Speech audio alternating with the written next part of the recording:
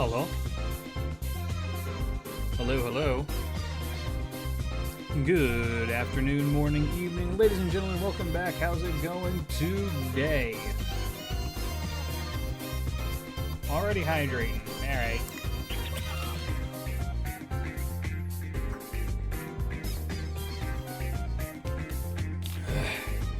Let's play a game today, chat. What color shirt is Glidge wearing today?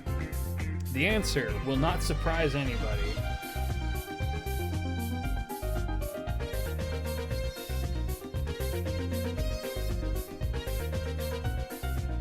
Anyway, how y'all doing? Everybody doing good?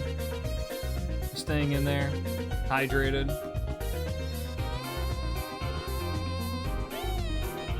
I sure hope so. Well, today we have goals. So, you will see the pinned message of the stream is it's a website link. Now that website is going to show you the price values of the cards we're going to be opening. So if you want to track it home, there you go. Stream lags at 360p. Hell yeah, brother. It's about to get a whole lot worse. Hi. Oh, there's my mug. I probably shouldn't put that there.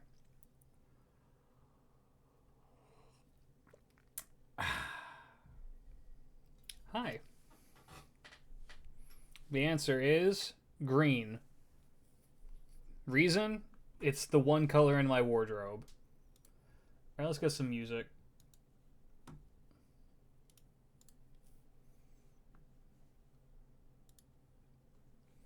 There we go. I can actually put you guys over here today. Put this over here. Beautiful. Alright. So, fellas, today, do you want to know why I'm so blindingly white? It's because of the light that's over here. Let me just, there we go.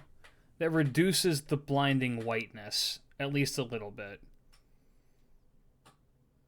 Did I show the scar? Not yet. It's, there, you can actually kind of see, it reflects a little bit off of, you see what looks like a light what the fuck? A light reflection. That is a scar from a duck. That ripped the shit out of my thumb. It's like right there. There you go.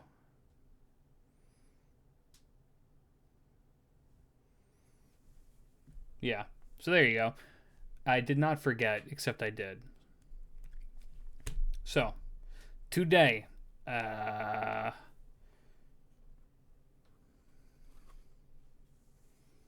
we have these. Justice Hunters. New Yu-Gi-Oh set. Me personally, I want... Oh, it's... Sorry. The camera is mirrored.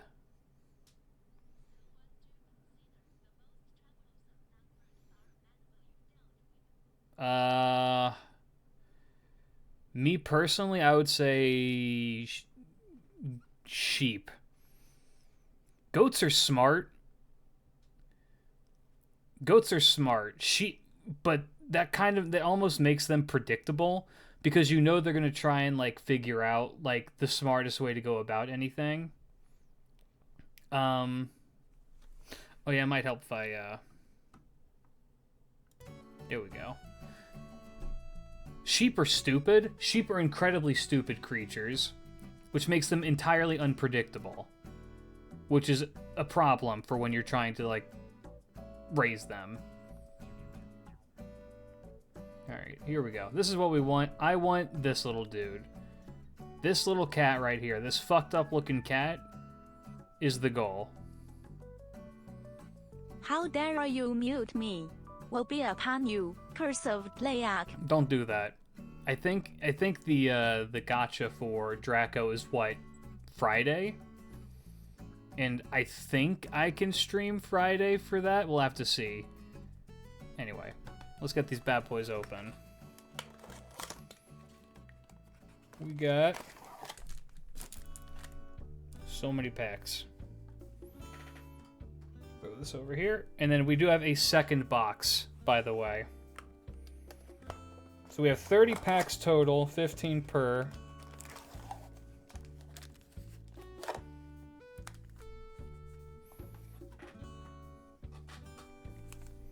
Which I think is 10 more than when we normally do Yu-Gi-Oh! Openings. Normally it's 20, I'm pretty sure, but... I don't remember. There we go.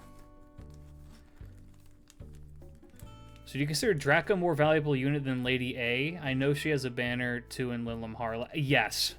So the reason why I consider Dracos as such a valuable unit is because Draco does things that other servants can't do.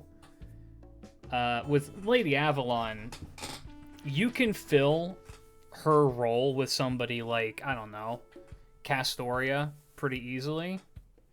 You can't really fill the role that Draco does. I mean, you can by using like a different DPS or something like that, but where Draco really shines is in her versatility. Camera seems to be challenged. It doesn't want to focus. I may need to buy a better like webcam, or whenever I do these like hand cam streams, I think I just need a better webcam.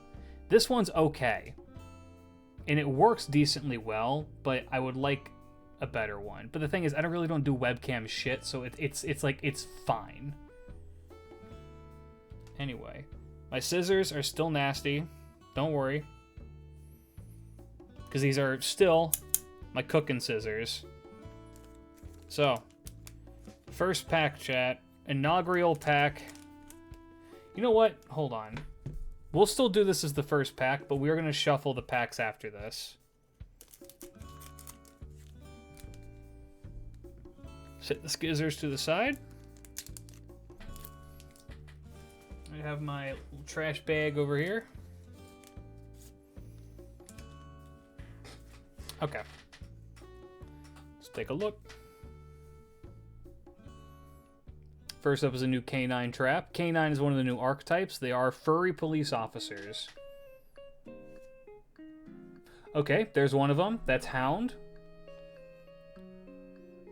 If I remember right, Hound is just kind of okay.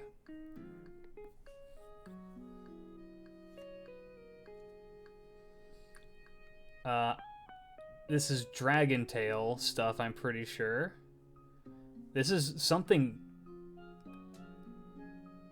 It's Pan. Interesting. I think this is the Dragon Tail archetype, and this is Dragon Tail Pan.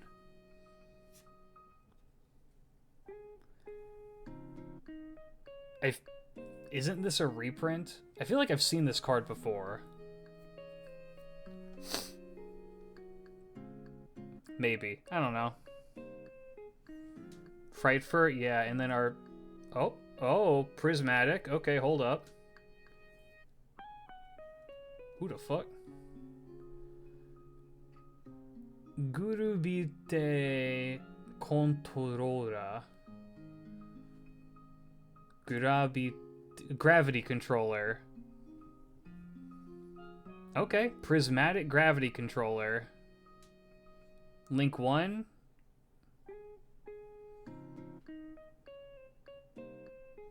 Looks like a stand. He does kind of look like a stand. Yes, Gravity Controller, we see the fit. Alright, not bad. So Hound is, like the one that the furries want. Yay! Me? I don't know. Well, I might build K9, but maybe not right now. Good Zooks, thank you for the follow. Welcome, welcome. Hope you enjoy your stay. All right, let's shuffle. We didn't shuffle these, which is like a necessity. Is Yu-Gi-Oh more expensive than Pokemon, at least in retail? I know scalpers is a huge thing of Pokemon. In retail, Pokemon is a little bit cheaper. Not by, like, a ton, but a little bit. But Yu-Gi-Oh cards tend to sell for a lot more. So usually what the trade-off is for those. Alright. I want this one. Hear more about Pokemon scalpers than Yu-Gi-Oh ones? It's because Pokemon's more popular. Especially right now, Pokemon has had, like, a pretty solid resurgence of interest. And, like, if you have, like, old Pokemon cards, you can sell them for literally thousands of dollars if they're in good condition. So, I don't know. Yu-Gi-Oh is one of those things, it goes in and out of popularity. The thing with Pokemon is easy. Pokemon is simple and easy to understand, so it has a pretty, like, easy access point. Yu-Gi-Oh is not. Yu-Gi-Oh is super fucking hard.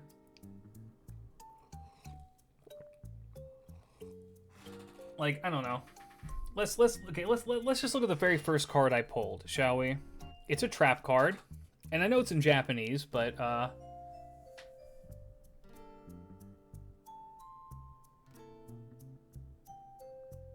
Yu-Gi-Oh is basically the fighting game of card games. pretty much. Like, look at how much text that is. And like when you can associate the effect with the art eventually, but until then it's just like, Jesus Christ. You know what I mean? It does get to be a lot. I'm gonna set the cards that are not like major keepers. Nah, I think here's fine. Alright, next up.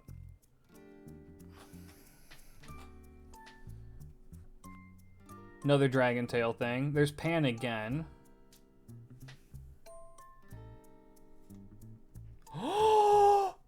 Kiviland! Look at it. Look at it.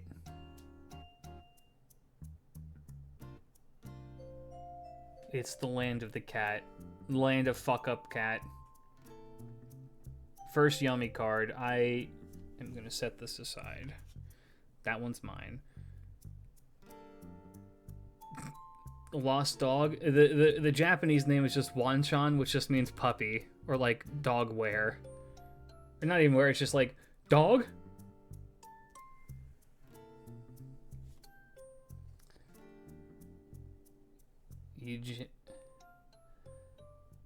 Hijempu chain. Something. Agenpu chain. Comfy ass chair. And oh, another prismatic. Okay. It's the human form of the werewolf man.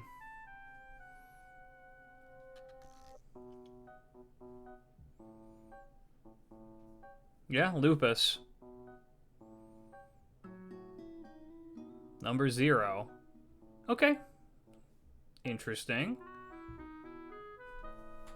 Well, we're gonna keep Kiviland for ourselves. Put him there. I do like the prismatic effect. It's a very good effect.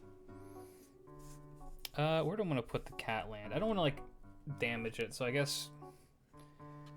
You know, we're just...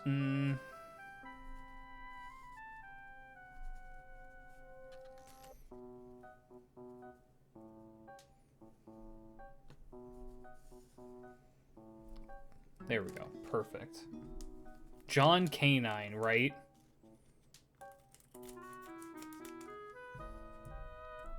They randomly have Fluffle and Frightful cards in this pack, which is like a 9-year-old archetype.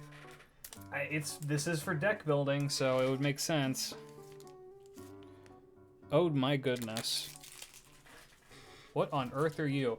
I mean, you're gonna work with this with the canines because it's a.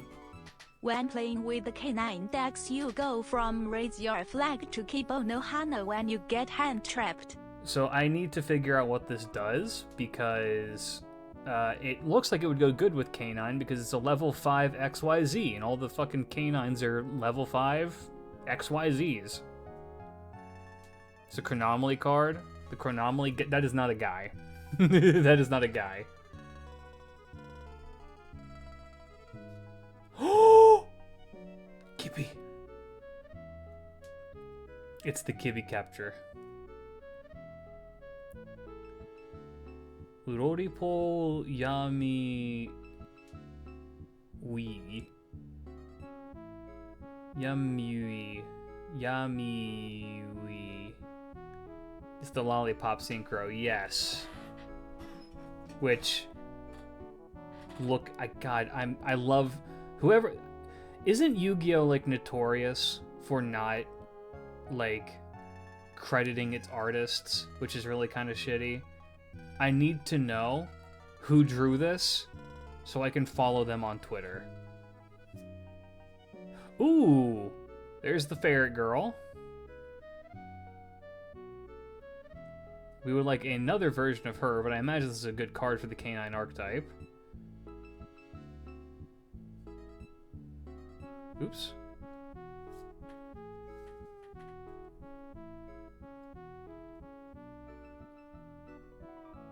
Obare Buster.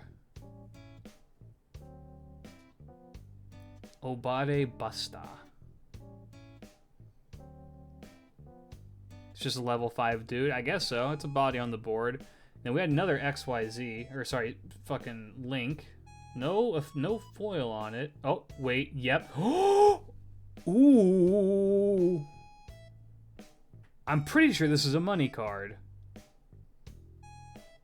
I'm like 95% sure this is a money card. One sec. The Yummy archetype is basically Return of the Comeback of Madoche, the sequel, Part 2, Electric Boogaloo. It is 1,680 yen, so about, what would that be, like $12 USD, $12 card. Pretty good. Okay. I'll take the Snatchy. Funny man. Okay. More of this. I want more of this. Is that gold text too? Yep, that is perfect. You know what? It's so perfect, in fact. You boys got these. I went to my local card shop and I purchased a bunch of like sleeves for the good shit. I only got 10 of them, so we can't be that wealthy.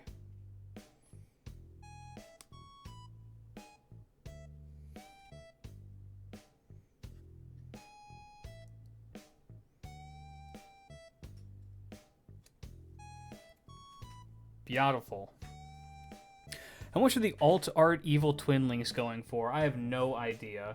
Are they in this set?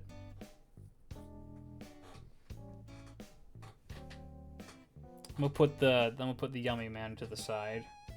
They're not? I have no idea then. What was the other thing I had in here that I wanted to keep? This guy. Other Yummy Man. I am going to build Yummies and shit on Kashtira. That's not how it's gonna go, but it would be very funny if I could manage that. Just sip my drink.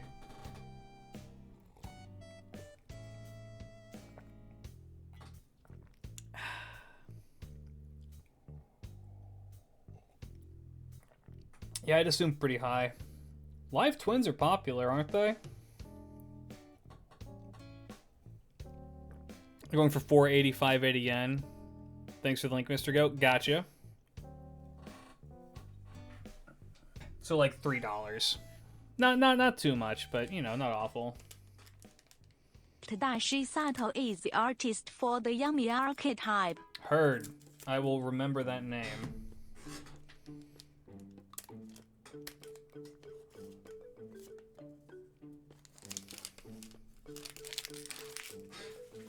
Isn't this? Yeah, no. Alright. Next up. This is another one of the Dragon Tail cards. If I remember right, this is one of the ones I thought was going to be kind of strong. When I looked at the effect, it has like a banish effect on it that's pretty solid. But I don't quite remember what it does off the top of my head. Okay, another hound. Another hound is not bad. Too bad Block Dragon got unbanned after the Hololive event. Bibu could have used Adamancepaptor. Yeah. Ooh. Okay. We have the Ferret Girl. Ferret Girl achieved. In Hollow, she's worth a pretty penny. She's worth a little bit less than the Catcher Man, the Snatchy. But okay, I'm here for it. I like her. Alright, that looks like more Dragon Tail tech. Not bad.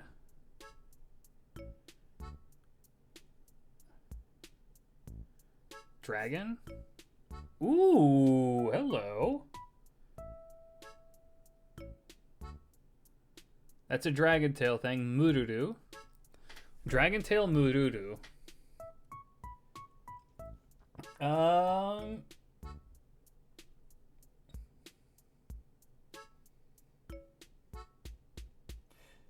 It is going for about 1,000 yen, give or take. So not bad at all. Okay. I don't really know what the Dragon Tails do. I'm gonna need to look it up, but I know they're based on like the not the Zodiac, the fucking what do we call it? The constellations. And as you can imagine, I bet this one is Scorpio. Okay. I'll need to look up what he does. I kind of fuck with him. Neat. Yeah. Okay. That one's a decent money card, so we're gonna put you right here. Put that here. So far, so good. Dragon Tails essentially do fusion spin. Okay, so it's what's it called? It's branded 2.0. I've been enjoying my branded deck on Master Duel. It feels very fun. All right, but we have no cats. We have 2 catches. So we need the 3 cats. That's what I want, is the 3 cats. We got more canine.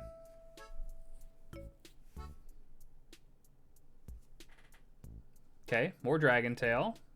Kind of a cool looking dude. Pretty nice. He looks so stupid. It looks so stupid. The fucking cat. Why does he look so brain dead?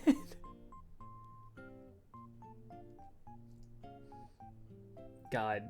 Head empty. Very head empty energy from it. I really, really like it.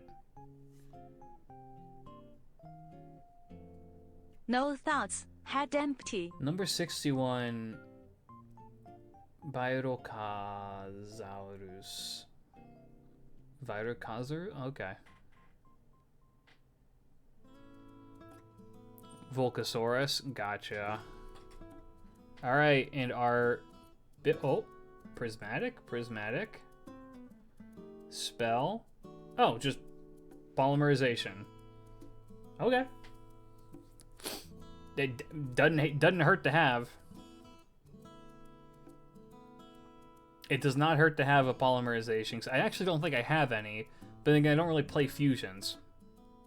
And if I am going to play fusions, I'm going to use a super poly. But all right, sure.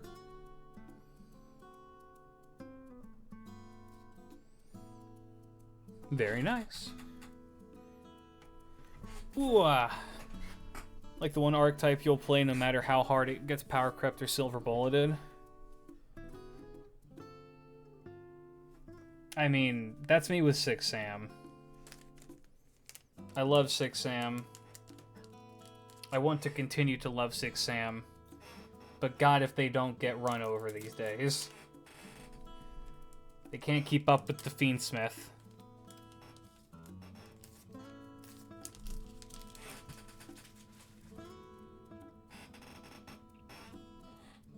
Alright. Another poly. Not bad. Hello. Who are you? Why are you so adorable? Queen... Kuira. Is it Queen Killer?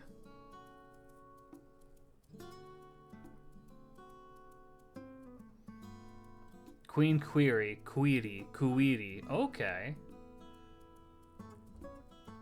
Another generic rank 5 for K9 to theoretically make. I see.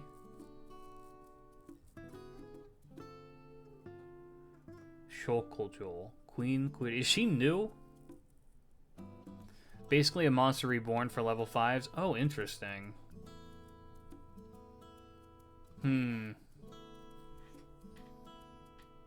Reprint? Gotcha. Well, this is a Dragon Tail spell. Looks like the Leo is doing something. I can't wait for this to come to Master Duel. That way, anytime I kill people with Dragon Tail, I can be like, can't help being a Libra, and then smash them. Okay, we're... Pegasus Ryuzi Icon. We're getting all of the tech and none of the cats. We're getting so much tech and no cats.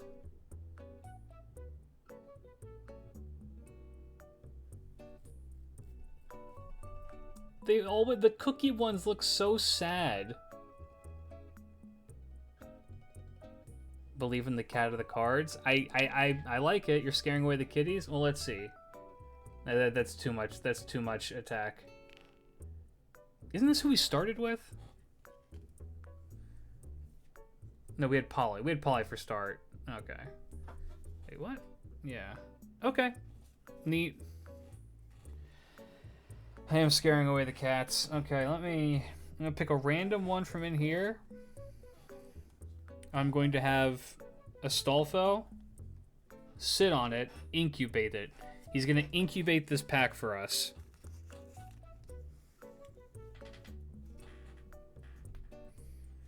A cat is fine, too. I don't know about that. Incubate that for me, buddy.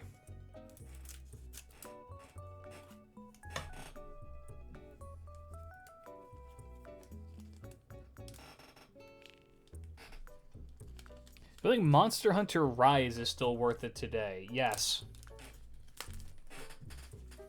Rise, I think, is incredibly fun.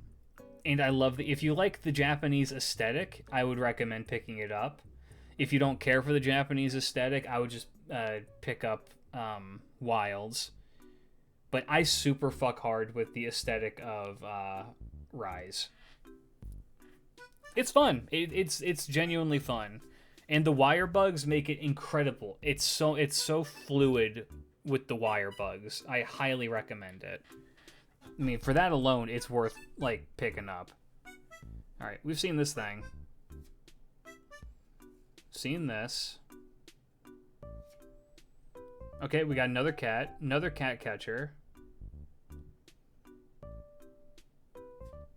Another Polly. I'm going to put the cat down here. Alright.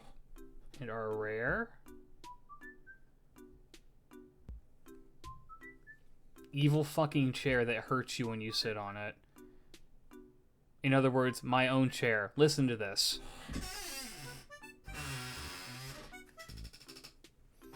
I want to go home and edge my imp.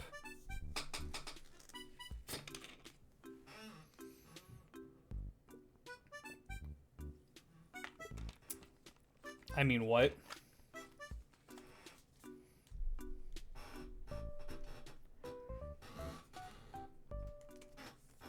Excuse me.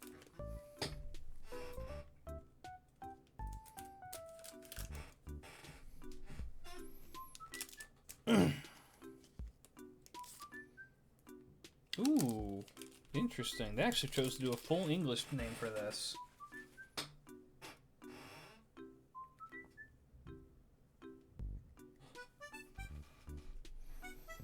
More canine. Canine continuous spell. I think I will probably have enough to build a proper canine deck after all these packs. What on earth is that? Demonic Beasts... Playtime?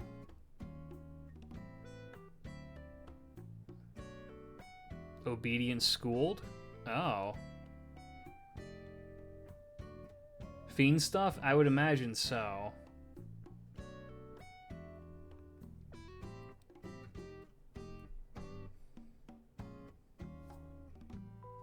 Oh, it's the JoJo guy again. Can summon beasts from the graveyard if I recall? Okay, interesting. Is this... No. Okay, more canine. More canine. As soon as we've opened all the packs, I'll start sorting stuff. Oh. I think this is... No. Fucking Volcanosaurus again. No luck. No luck. I mean, we've had some luck because, you know, we got the guy. But... I think two more packs before we open the incubation pack.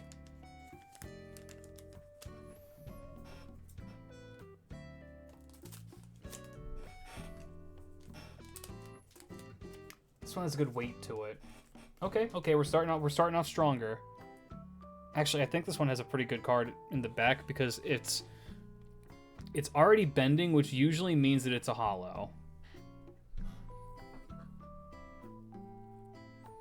Alright, so another Hound.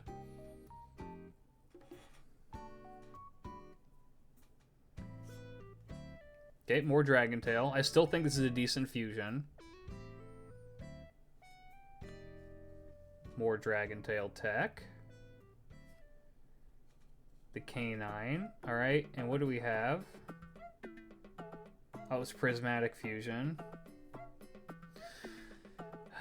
We've already got this. How many wolves are there inside of you by now? You know what? Let me check. How many wolves are inside of Klidge? 1. Do we want to count this guy? I mean, it's the same guy. So I'm going to say 2.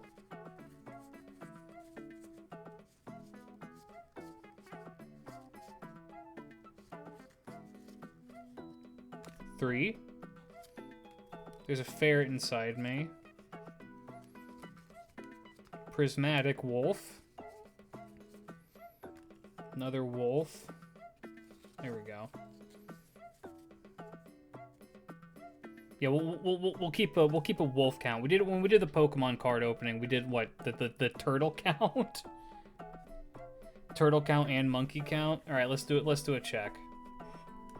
There's a ferret inside of me. So in terms of like the actual wolf. Right now, we got a solid 3 Wolf Moon going on.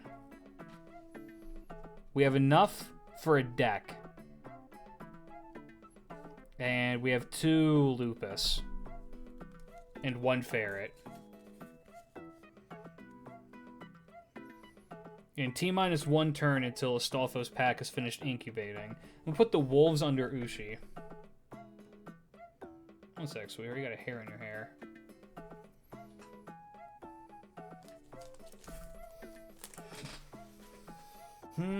So far no such luck. We've had one really good pull. Surely we're gonna get something great.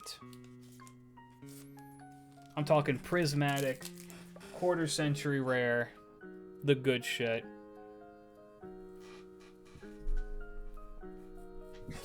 It's a dragon. There's another Pan. Fluffle. Pan again. And our 13, 20. Hollow? Ooh. That's a money card. Okay.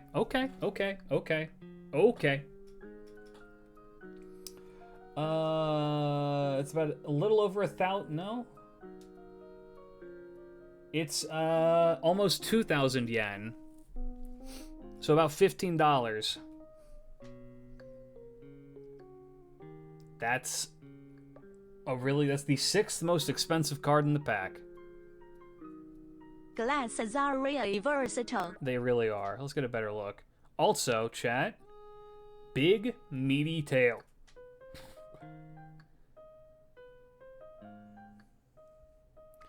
She's got a good meaty tail. She's great fucking thighs. Holy shit. She level 5. Yep. Pretty good. This is the Aquarius one.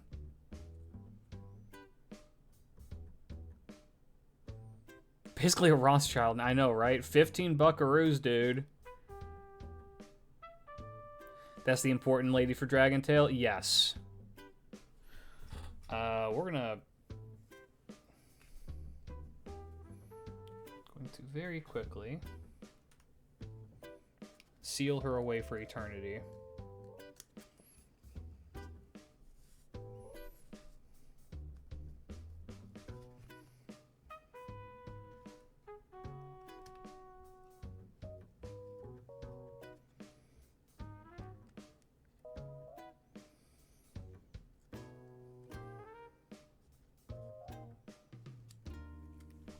Bam. And that over there with my fucking cat. And now the Astolfo pack. Incubation is complete. What do you got for me, buddy? This pack has been cooking under his balls. Let's find out. What does Astolfo... What gifts does Astolfo bring to us on this day?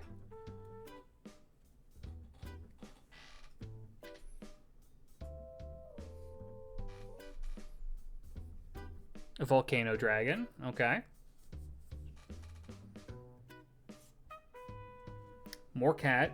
More cat cards. Another dragon.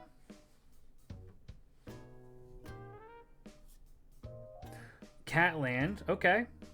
Wait, there's multiple field spells for the cats? Interesting.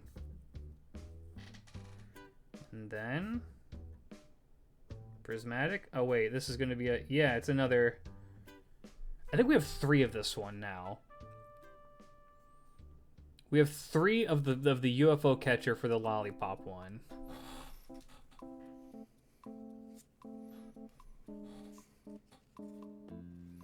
Yeah, these are both field spells.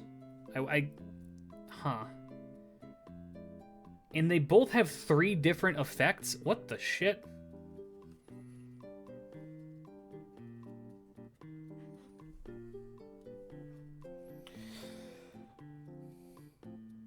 They're really doing some crazy shit with Yu-Gi-Oh! I'm telling you, man.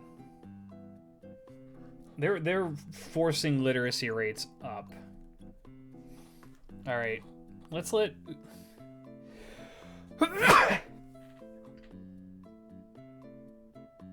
Ow. Let's let...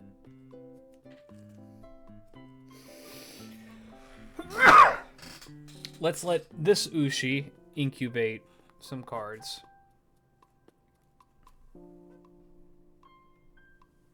Sit on those. No cats, no yummy, no actual cats, just cat tech. We need the cats.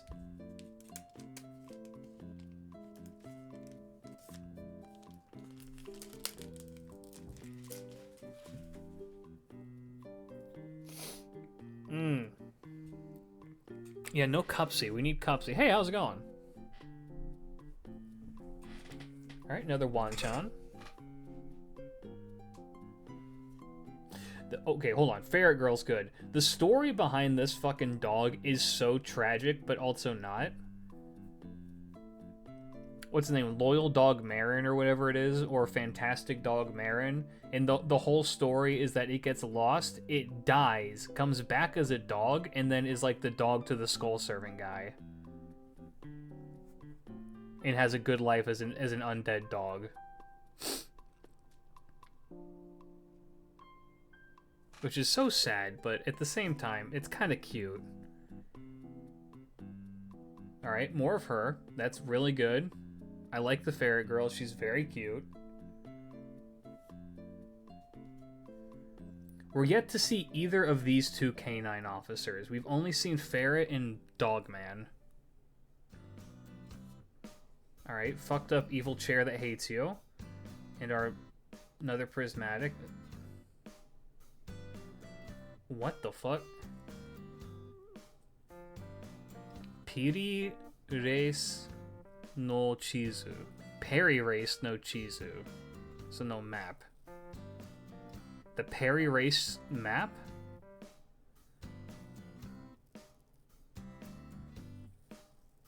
The level 1 searcher?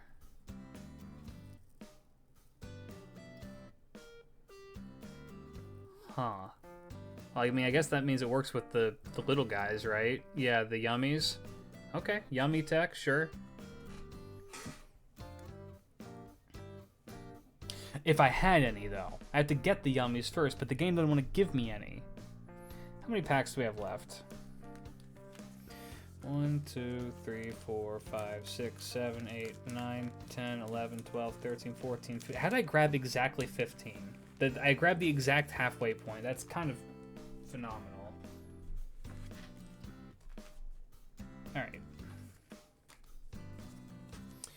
We're going to do a backwards opening.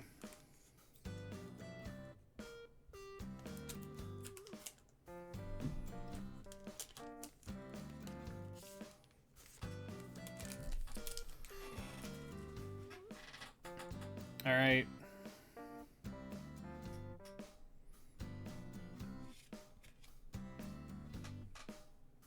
Oh, it is a yummy card that we don't have.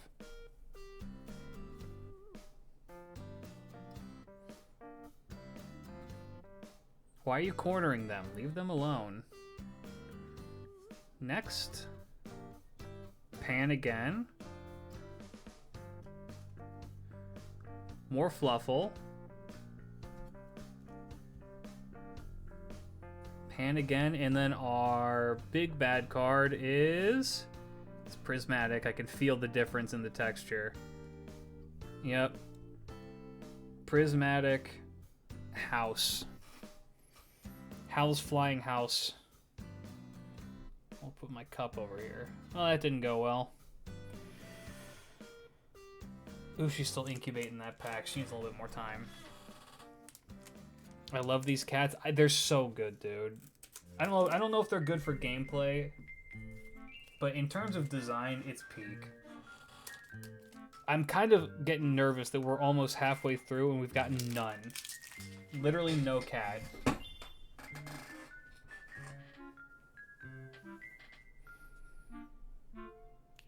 Alright. Case of Canine. The demonic beast thing. Thanks for showing me the parfait cats in Yu-Gi-Oh! Family member got COVID and was miserable, but the cats were able to brighten her day. Nice! That makes me happy. The cats are fantastic. They will make everybody happy.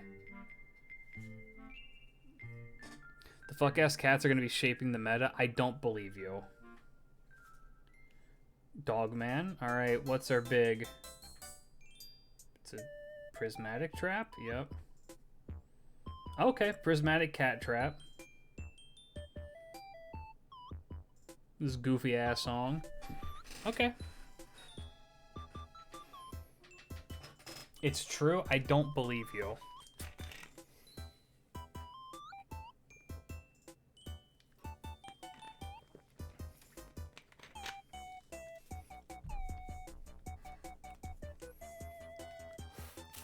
Alright.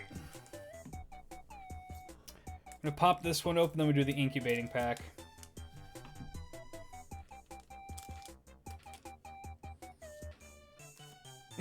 Shit. Chat, there are now 4 dogs inside of me.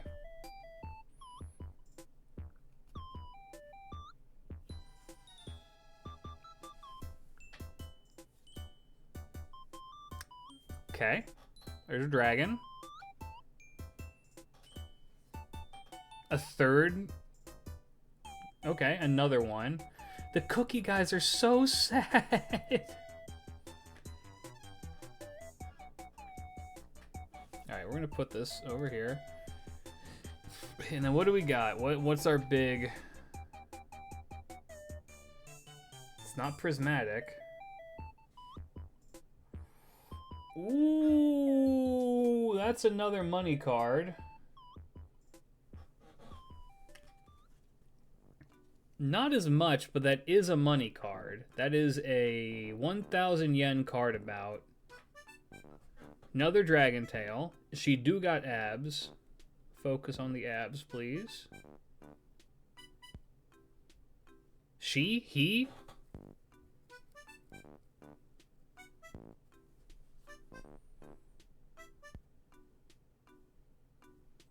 It's a I don't know. I don't know. I'm looking at this art and I can say with absolute certainty I do not know.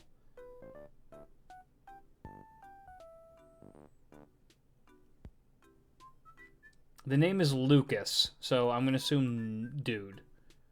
Rukias. Okay. I fuck with Lucas. Oh, Lucius. Yeah, close enough.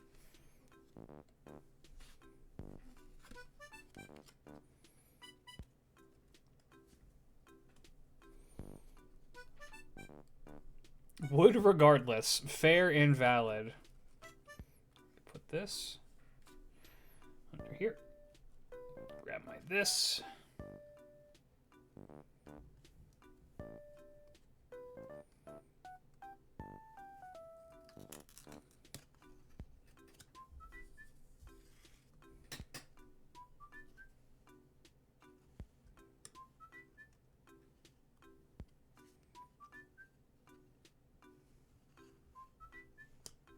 There we go. Sealed away forever.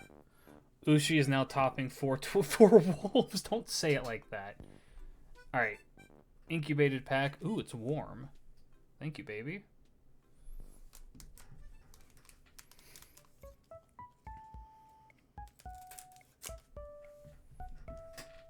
Do you have any nicknames from high school? None that I want to share, no.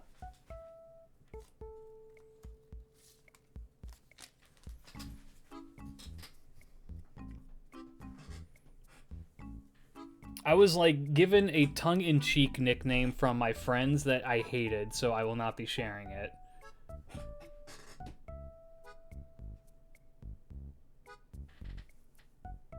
Alright, Queen. It's a sign.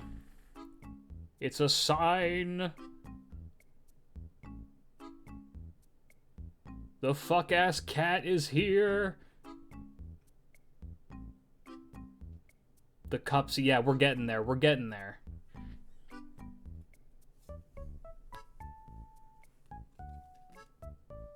All right. Map. Guy. All right. What's our big one? What's our rare? XYZ. Ooh.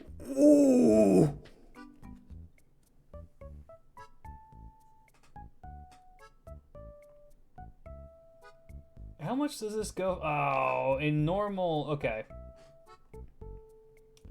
It's not worth as much if it's just hollow, but it's still pretty good. It's only about 500 yen, so not amazing, but still... I mean, I fuck with her. Look at her. Number 17, Uripa.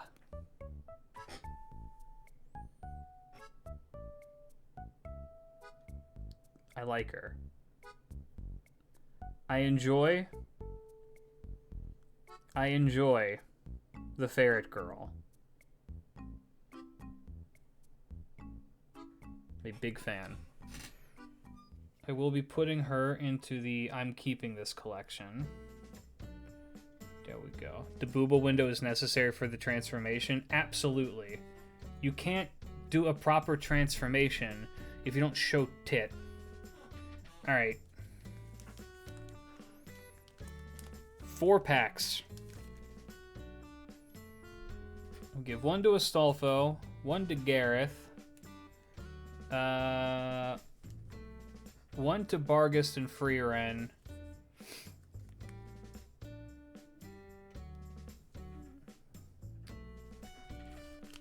and 1 to Alcremie.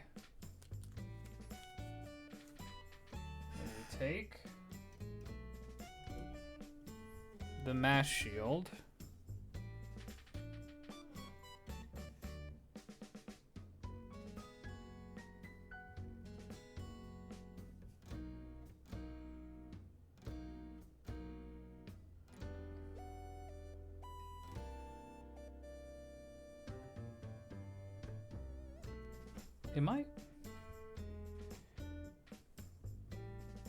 I'm like having a fucking mental break.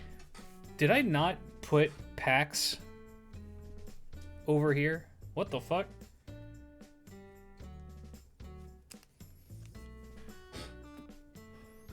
Put that there and put that there then.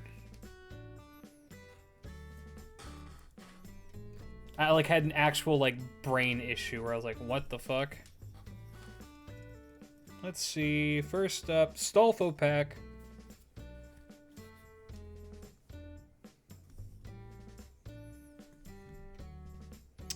So what do you got for me? What do you got for me, buddy?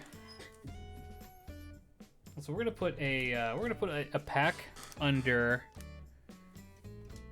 I have an Eevee that you can't see off screen. I'm gonna put the pack under the Eevee.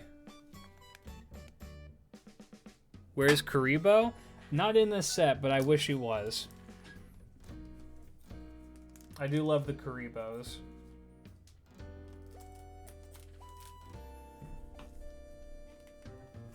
Shit, I dropped it. Oops. Surely that's not a bad sign.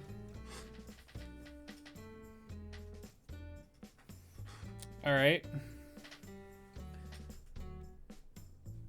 And that is our 4th Cupsy. We have Dragon. Again.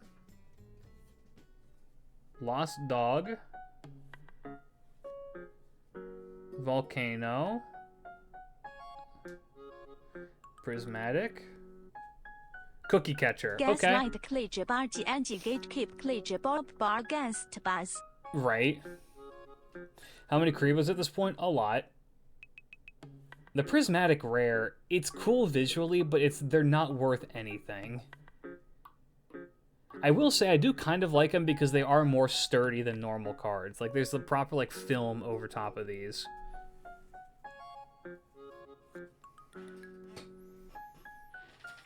Yep, that's all. That's all. Alright. Thank you, Astolfo, for the cookies. Good boy. Who's a good boy?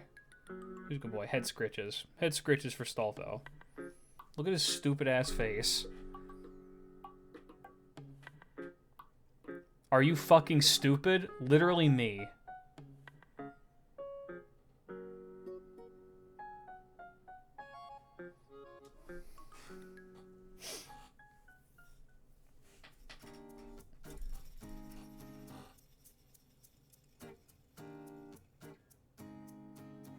That's Astolfo again. Alcremie pack.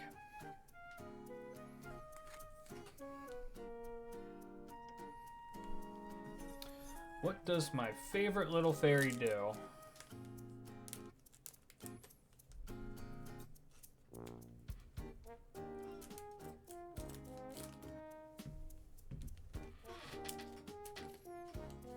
Surely we can get one fucking cat, right? I'm gonna be kind of upset if we don't.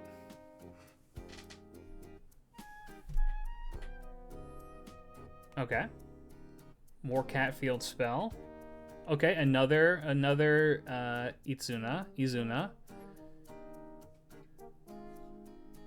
Okay, the 2 cat things. We got 2 cat things.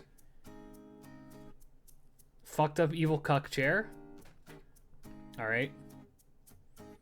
Prismatic XYZ. House. Fuck.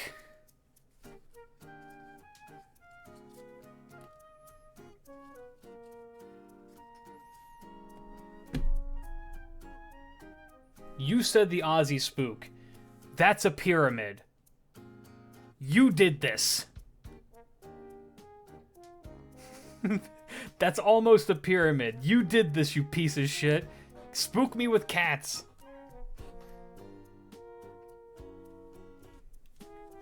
Get a drink.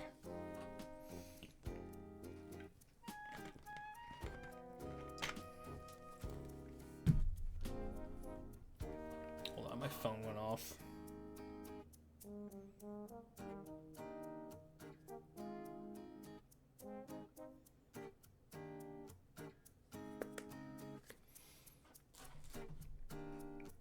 Alright, between Freerin and Fern. We can do a better spin than that. Come on, Klidge.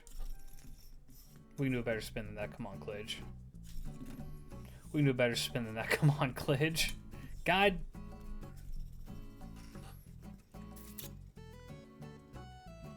Freerin it is. What does the Master Magus have for us?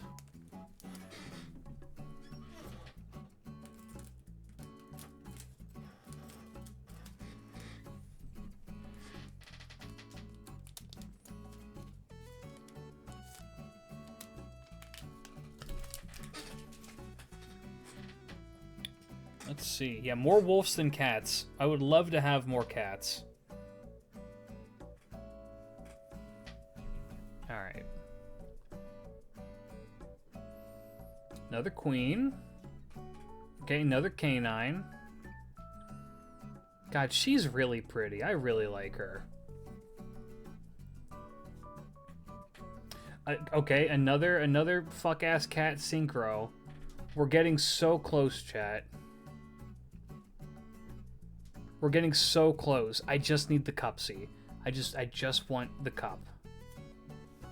Oh wait, hold on. That's a new one. We ain't seen him before.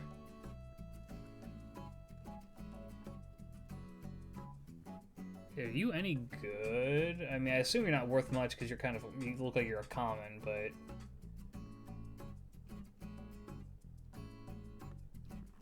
you're not worth much, but alright. The new Magistus Fusion, I think. This is Dragon Tail. I'm pretty sure this is Dragon Tail. Alright, what's our... Okay, hold on. It's another canine that we've not seen. Hollow 66B. Where do you land on the price scale, my friend? About 500 yen. Okay. Well, I'm gonna have enough to make a canine deck properly, which is kind of cool, so... Alright, okay.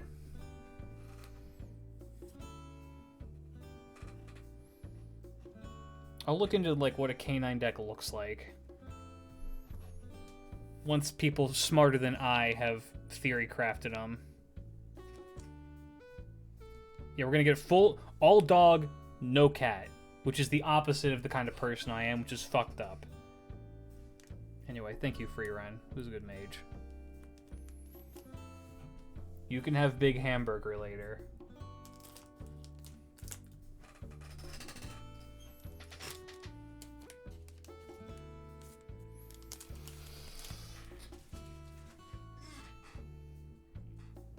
Okay.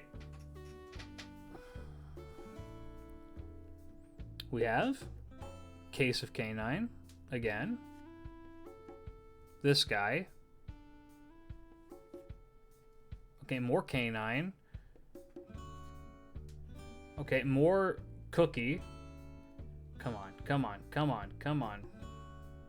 Wait, wait, wait.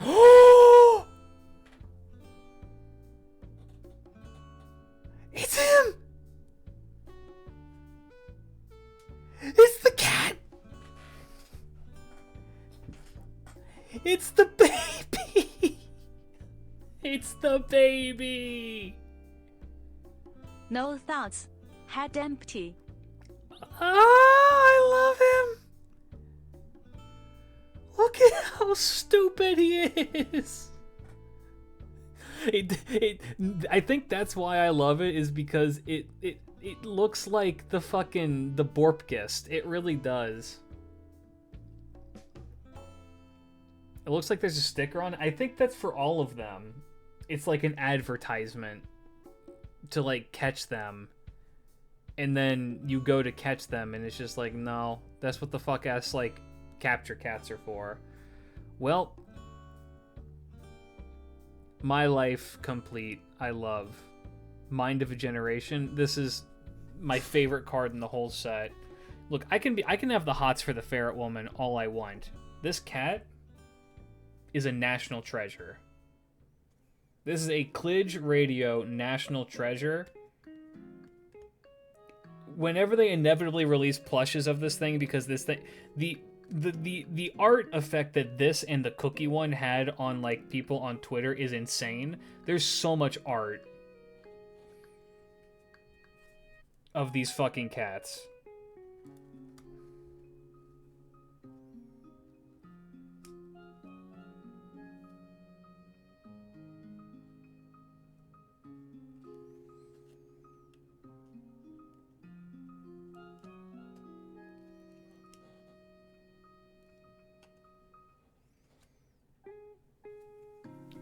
Bam.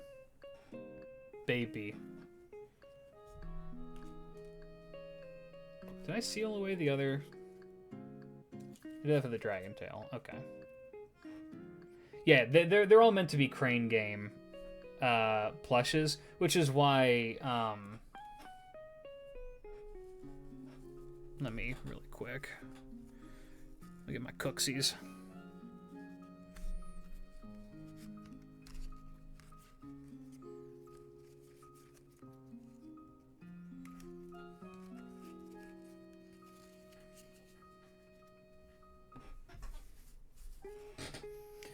It's why all three of these guys are like kidnapping them. They're not doing that just because it's just like a fun thing to do for like a Friday night. It's because they're claw machines. They're UFO catchers.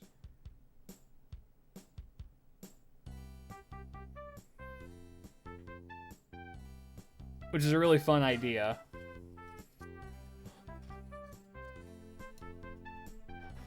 I like them. Now we need more cat. I love the one cat I got, but we need more cat. That was from the Fern pack? Come here, you're getting...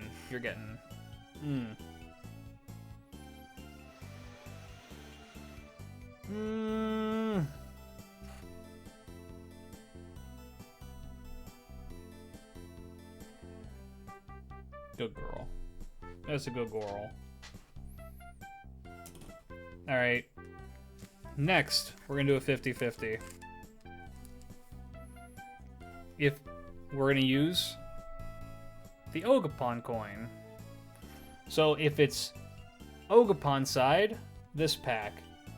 If it's Tails, this pack. Ready? Alright, this pack.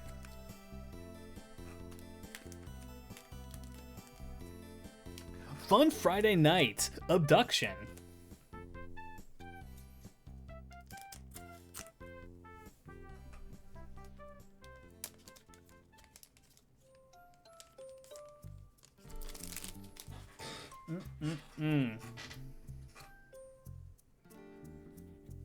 Straighten these out. Alright. So we got the Pan Dragon Tail. Another land. God, they're so adorable. Look at this little fucker right here. Praising the sun. I want to live where they're at. Okay. And the other one.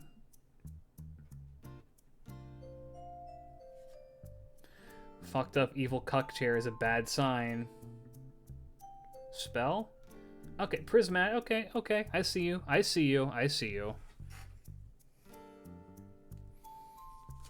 Well, you know what they say, chat.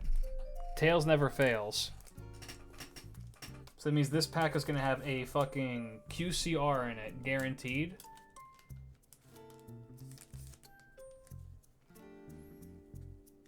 Let's take a look. Oh, by the way, I didn't even tell you guys like how much the Cupsy thing goes for. It's about 1,000 yen too. I'm not. I just want those cards to have as a collector's item more so than to like use them. Even if they are meta, I just want to have them. There's now 5 dogs inside of me. Okay. There's the deer dragon.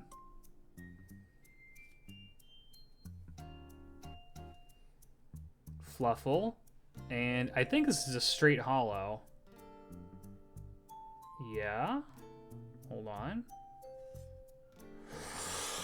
Ooh. Ooh, hold on. Ooh, I'm pretty sure that's a money card. Yeah, that fetches around 750 yen. Okay.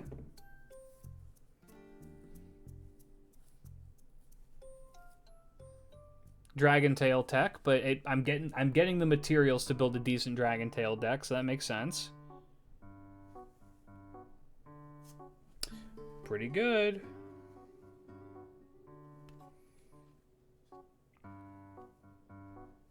Wood? Yes.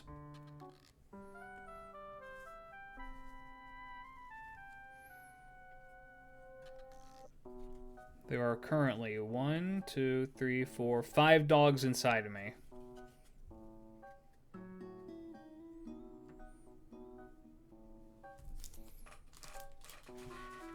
And we have 1, 2, 3, 4, 5, 6, 7 packs left. So let's change up our bean rotation, shall we?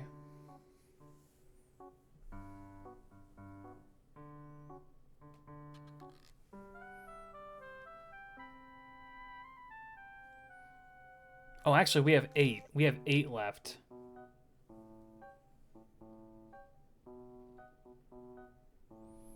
Alright, one sec.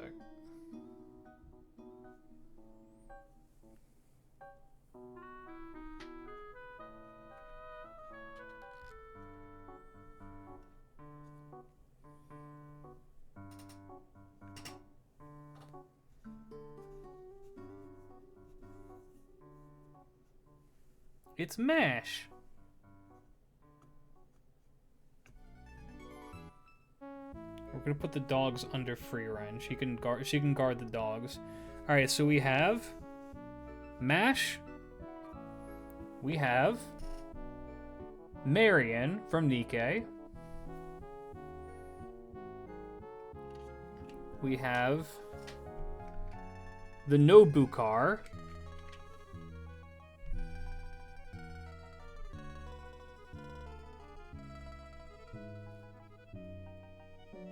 Which we're gonna put right here. And you know what? We have Ina from HoloLive, who last time got me the most expensive card I think I got out of the Pokemon stuff, and she's gonna go right here. So, Ina goes here. MASH goes here. Nobukar goes here. And Marion goes here.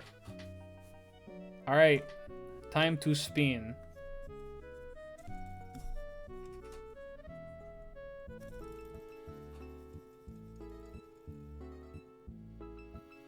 Starting with Ina. Okay. What does Ina from HoloLive have for the old goat man Klidge today?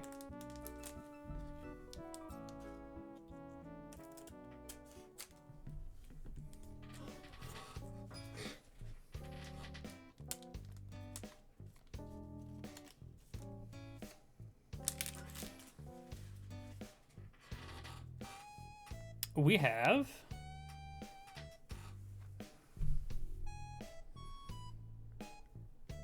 tower in the sky.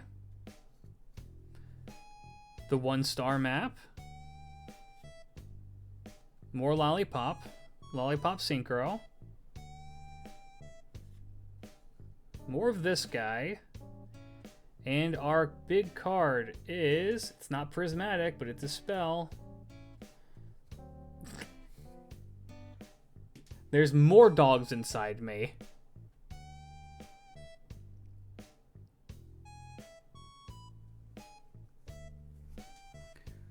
I don't know how much this is worth. Let me see.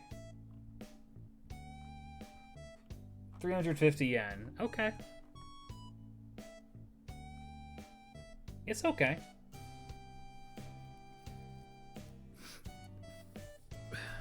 Interesting. Okay, we'll take it. We don't have this exact dog because this is a different dog, I'm pretty sure, from the other dog.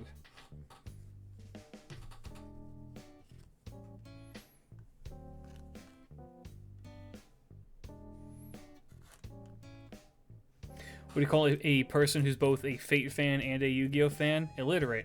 True.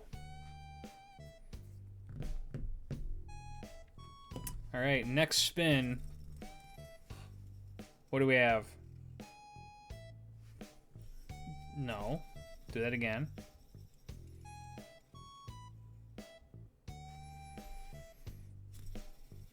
Surely.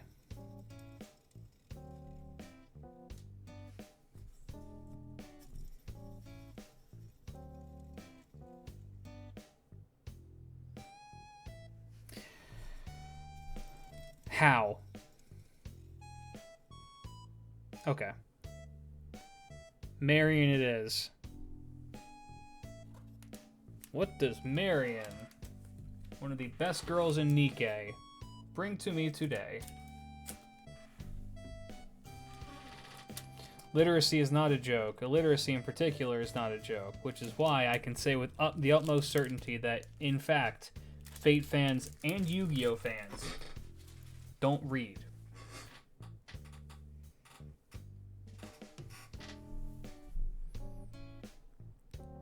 Okay, we've got like 5 of these now. Okay. Got this guy, Gravity Guy. Okay. Got the map. Map is okay. More of the cookie one. Okay. Okay, prismatic.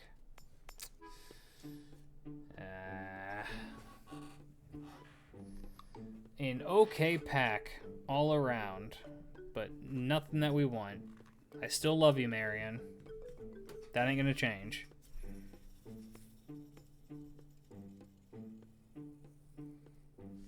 Nobu car. What does the Nobu car bring to me today?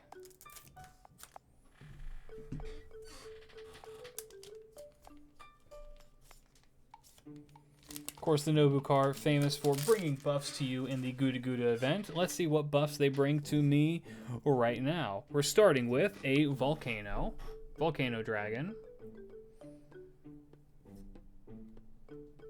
Lost Dog, okay. More of this dragon. More of Funny Cookie Yummy Land.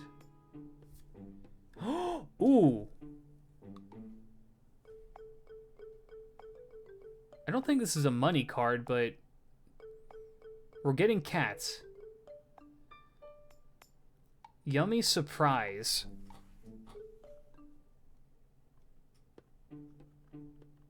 It is about 300 yen. So it's okay. I don't know what it does, but it's okay. Why do all of the Yummy cards have such insanely long text? They're being abducted, and they're just so happy about it. Okay, but Nobu card, giving me a card for buffs. Okay, I see your game. And now, our best Kohai, our sweet, sweet Mash. What have you brought for us today?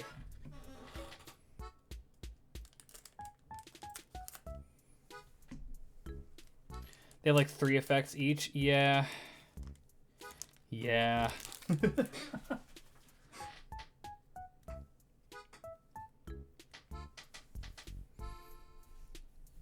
Alright. More queen. Okay, so I think that we've seen most of, like, the base cards that are in here, right? Polly. God, he's so stupid looking. I love him so much. Okay. Spell. Alright, Prisma. Okay. Yeah, alright. Okay. Still love you, Mash. You're still best Kohai.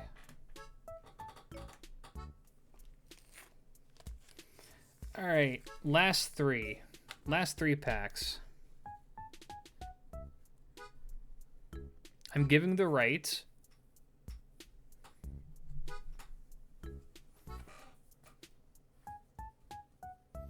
to the Miku who sits on my microphone. This Miku has been there for every recording since I've come to Japan, pretty much.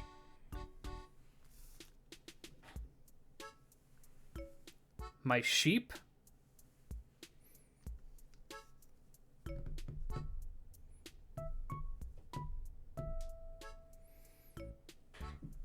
Wait, I do have something I want. Nah, I'm not gonna fuck with that. If I reach back there, bad shit's gonna happen.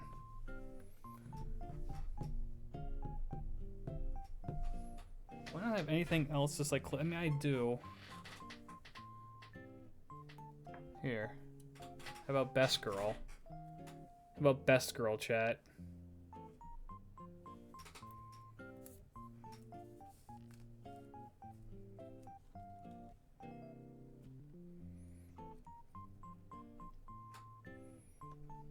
Okay, here we go. Best Girl pack first. What does Erish Kigel bring to me today?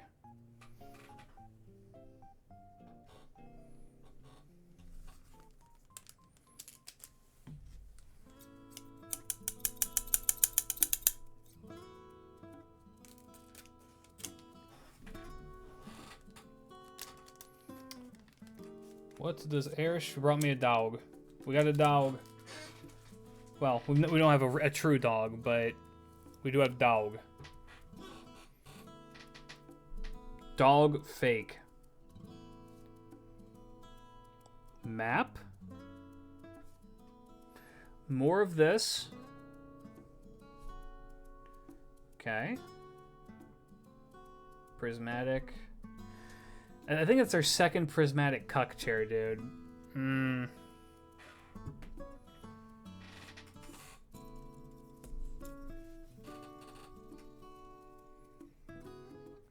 Miku next.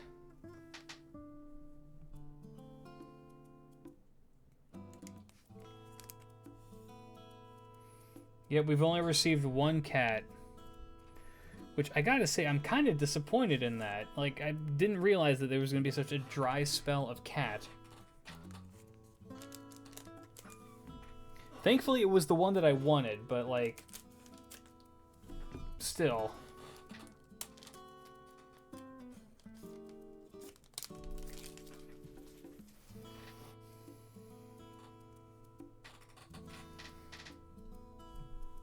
Okay.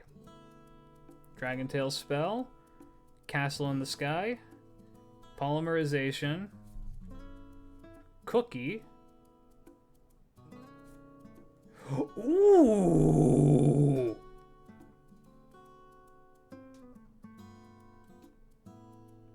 He's not worth very much, but...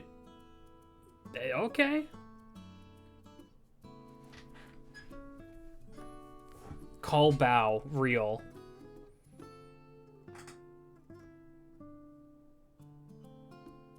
That's a dog. That is a dog man. Canine EX werewolf. Pretty good. I mean, I could probably just build a canine deck at this point, right? Which, I mean, we probably should. I mean, that's the point of these packs in particular, is that these are deck builder packs. So, you know, it's what it's meant for. Hey, what is it? 6 dogs? There's currently 6 dogs inside of me, which leaves the sheep.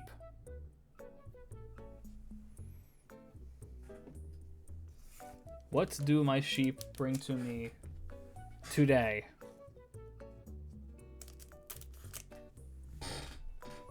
What's up, Tig? I think that's a prismatic card. Pretty sure. It's a thick boy. So let's find out. Alright. Undogs your dog.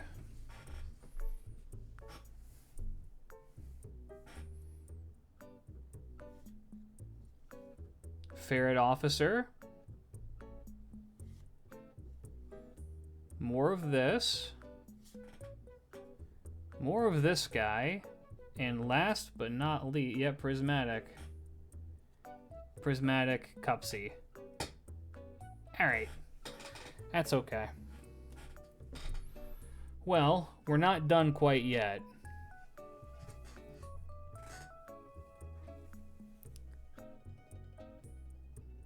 The Eevee pack.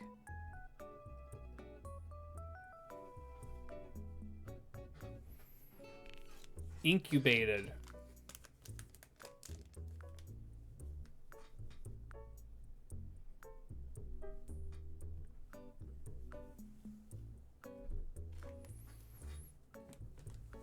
Surely, this is the one that has the QCR in it, right?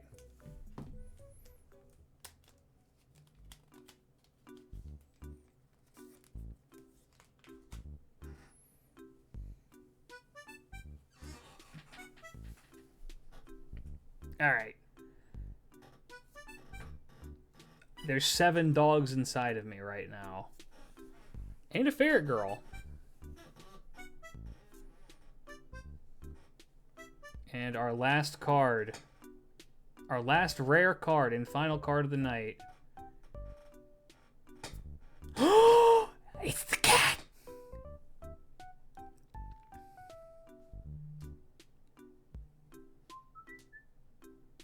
It's the lollipop cat!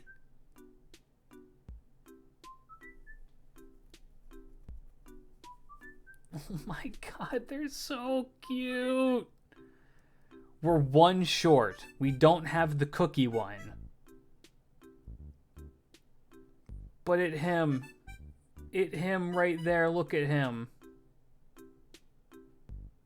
What a glorious thing to end on. Absolutely. Let me,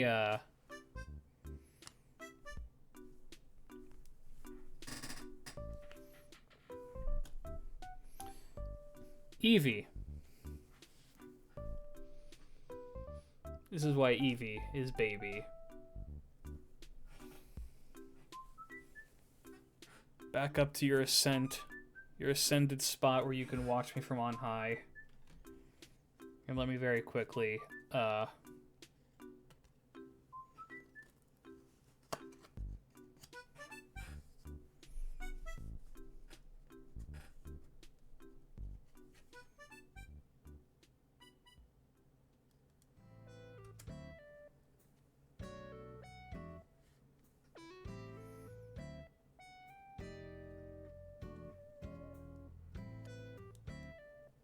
put this in here.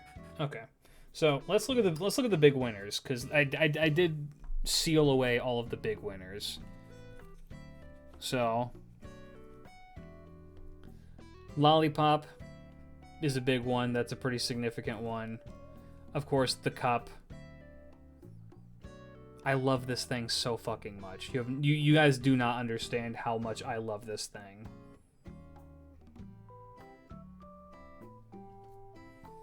This one is pretty good.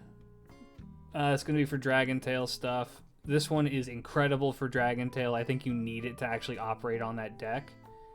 And then, of course, the card that makes the whole like Cupsy thing, the yummy decks work.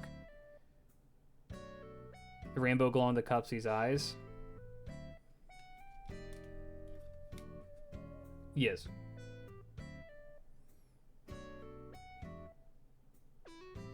Is very good. So, those are the big winners. We do have other like cards that are valuable. But let's first we're going to do a dog check.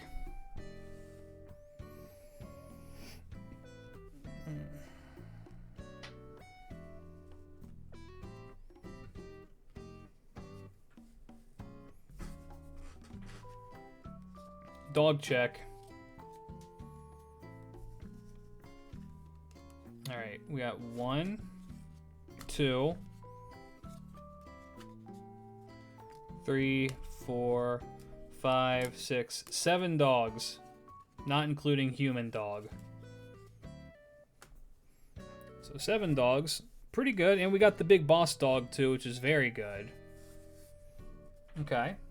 Let's quickly just sort through what we have. Give Mash back her shield.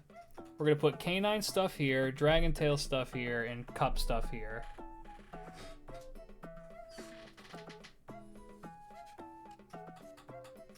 Split these in half really quick to make this one maybe a little bit easier. Well, that was short-lived. Whatever, put the shield over here. Dragon tail,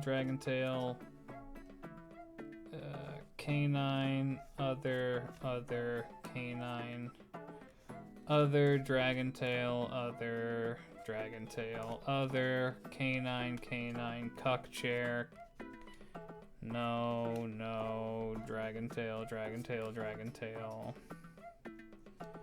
No, dragon tail. Canine, no. Canine, no. Cuck chair. Ozzy, dragon tail, Polly. No, dragon tail, canine, dragon tail. Cup C. No, yes, no, yes, no, yes, no. Let's fix this a little bit.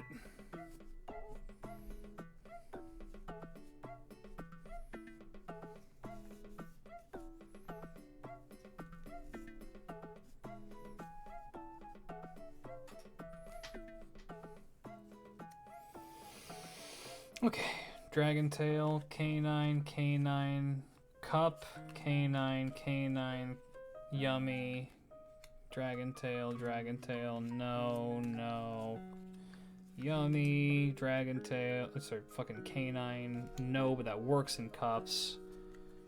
Do that there.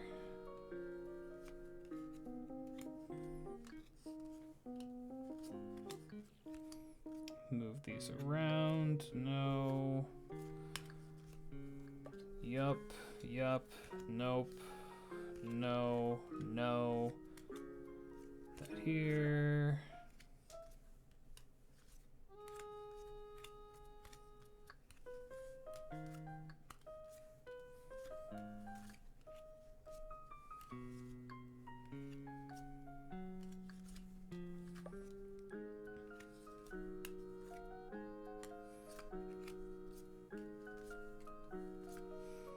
Can feel a sneeze coming on and I'm fighting it.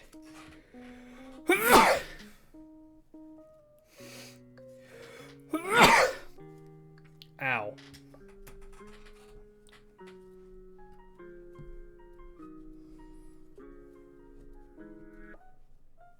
Okay. Thank you. Alright, and then this is mostly cup stuff, if I'm remembering right.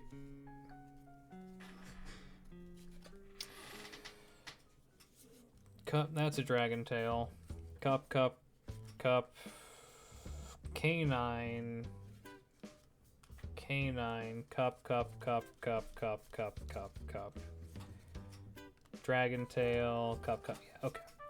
So here's our like dispersion of shit. The least amount of cards that we managed to get from the looks of it. Actually, it's a pretty even spread. It's the least amount is the yummy archetype. Second is canine, and then a lot of dragon tail. So the one I'm most interested in building personally is the cup ones because they're cute. But with the amount of stuff I've gotten I got a lot of good shit for the canine and for the dragon tail. And while I like the cupsy and I got the main like stuff for the yummies, I'm thinking maybe we try and build the others. So I'm gonna do a little bit of looking up for like a proper deck. And I probably need more than like a one of a couple of these to be my guess. Dragon Tail Propaganda. Okay, and this is Furry Copaganda.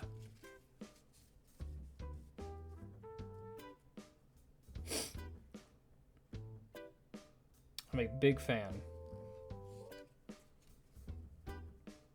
You get any more of that fuck-ass cats? Oh, yeah. I probably need a 3 of all of them would be my guess.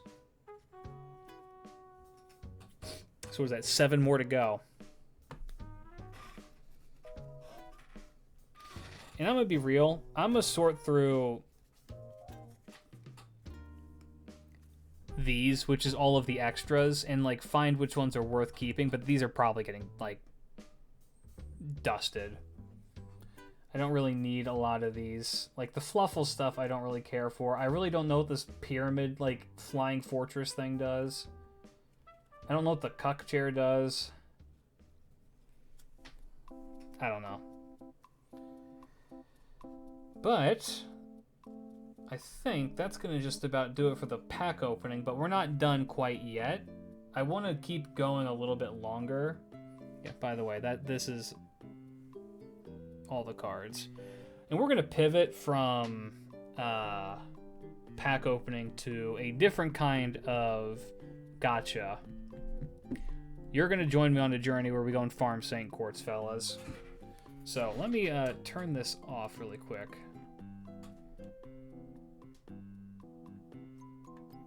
Where is it? There we go.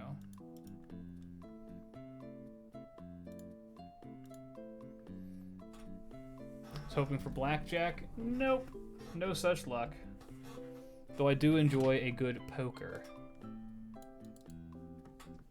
Let me also shrink myself down.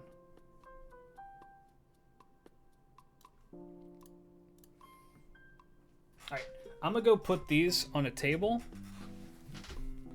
where they're a little bit more out of the way.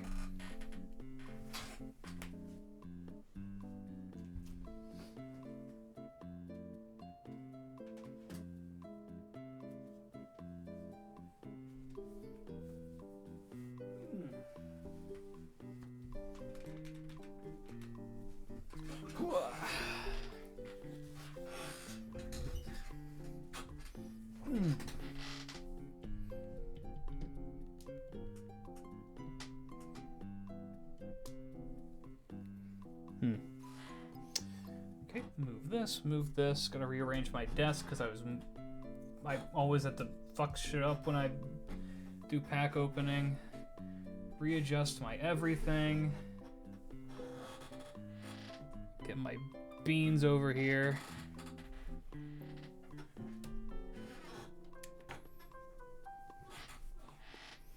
There we go.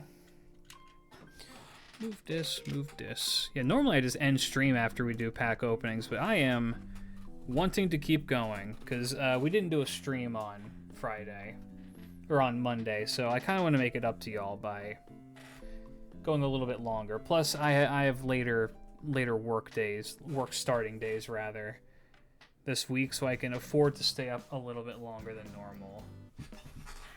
You probably want at least 2 each of the main deck monsters, 3 of the Link, 1 and maybe 1 of each Synchro, with being able to put an extra 1 of your favorite. Gotcha.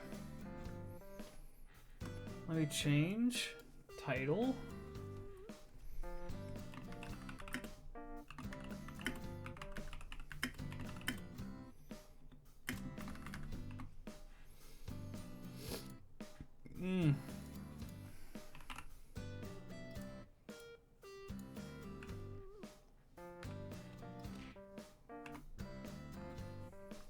Very half a deck archetype.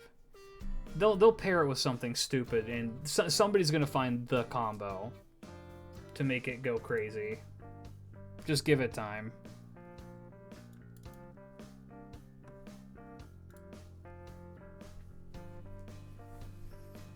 They'll just put it with Fiendsmith and it'll work because everything works that way.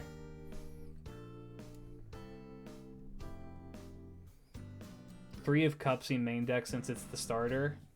Gotcha.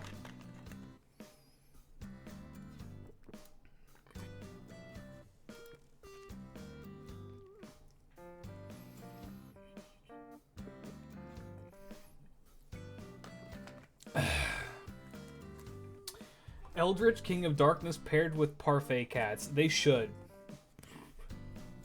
As a match made in heaven.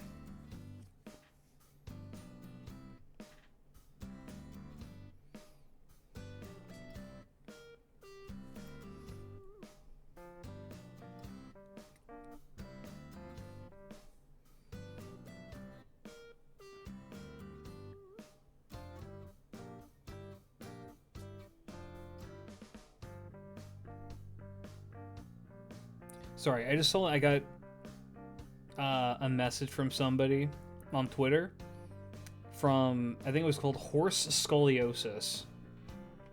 That really kind of interesting.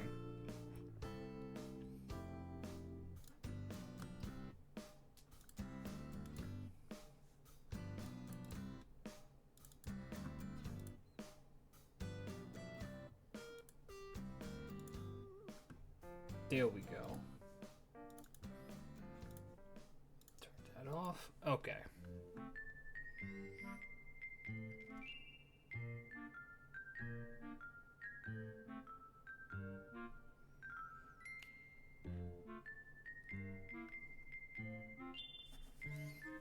Alright, just normal Twitter user, real.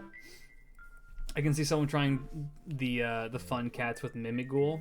Maybe. See, I'm not really sure, like, what the good pairings are with the cats in them. I need to look up what the cats actually do. All right.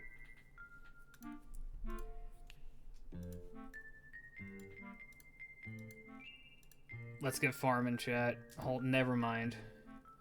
Yu-Gi-Oh! Org just announced its new Sky. I don't want no. I fucking hate Sky Striker.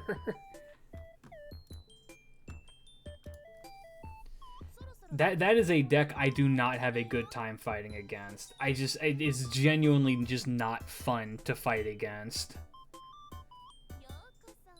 And also, like, at least in Master Duel, to play that deck, you have to have almost exclusively URs.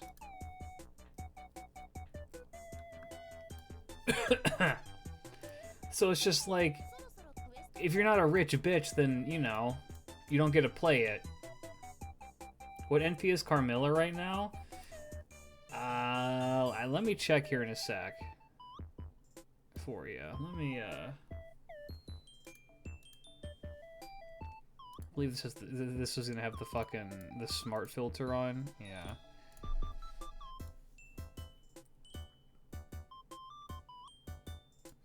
Okay, so yeah, something that you guys, wait, what the fuck? Why is it only showing... What the fuck? Why is it only showing max... Okay. Rescue Cat might get banned due to how good it runs with Yummy? Maybe. Let me check this really quick for you. Where is my Carmilla at?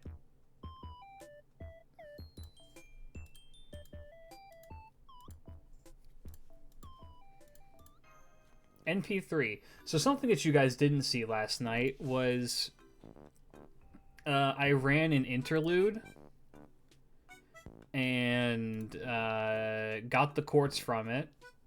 I rolled and I got a gold spark Tomoe.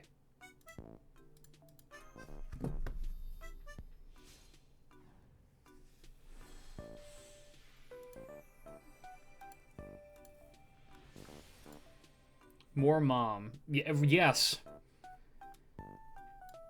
More. There she is, right there. More mom. The wrong, cute, silverish blue-haired, red-eyed, horned mother.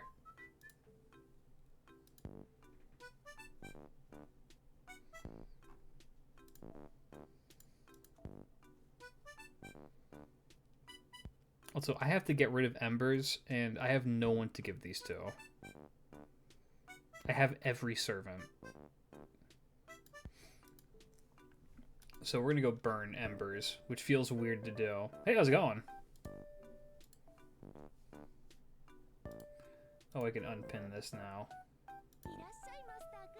Because that is over.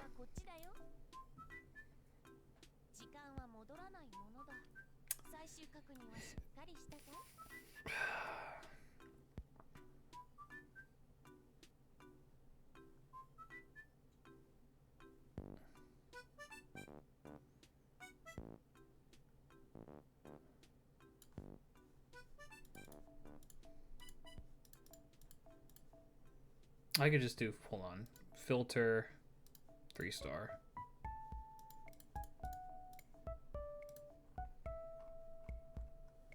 There we go. Get rid of them. Alright, to the QP mines, Jesus. Where am I? We're going to the St. Quartz mines, fellas. We're going to fucking Mexico.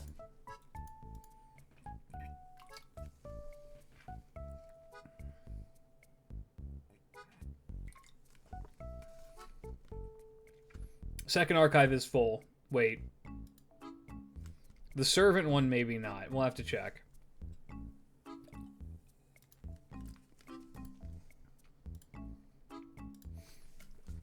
And we're going to do this nice and simple.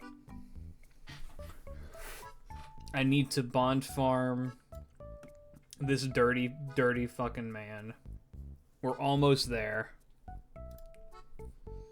I'd like to bond farm for Canis as well.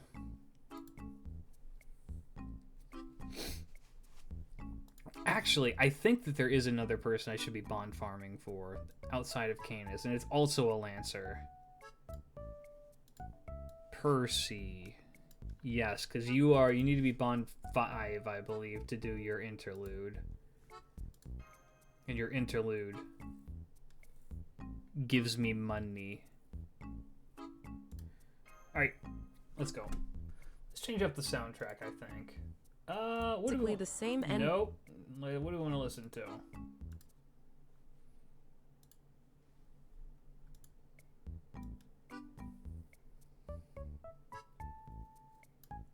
What's our farming music for the day, fellas?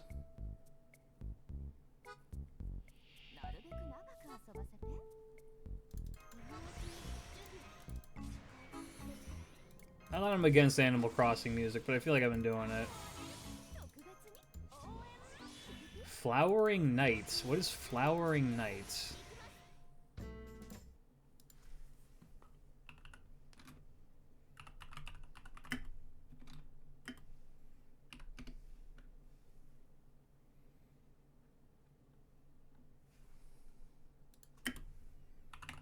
Is this a Toho? This looks like a Toho.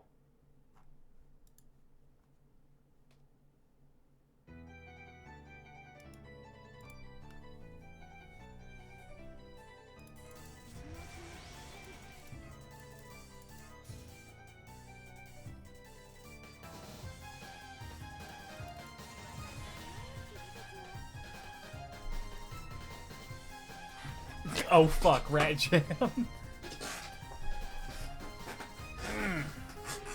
So, chat, do we know when Draco drops?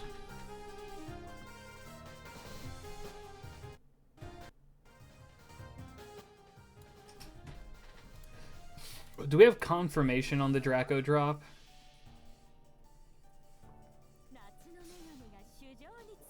I think if I've heard on the 28th. If it's on the 28th, I probably can't do a joint thing with Mist. It's a little bit too short notice because that's in 2 days, and I have to be like, hey, you want to do this? And I don't want to put him under that kind of pressure. I kind of had a weird moment last night where I was going to message Origin because he said that he would sponsor the roles for this. But then I had this weird moment where I was just like, I'm about to hit somebody up to be like, hey, you want to give me money, right? And I was just like, that's fucking weird and kind of shitty. And I'm not going to do that. I'm going to see if he comes in and he's just like, yeah, I'm down for that. That's one thing. But if it's... I don't think hitting him up and be like, hey, pay me money to roll gotcha. I don't think that's a very... I don't think that's a good thing to do. It's kind of like scummy. It feels scummy to try and do that.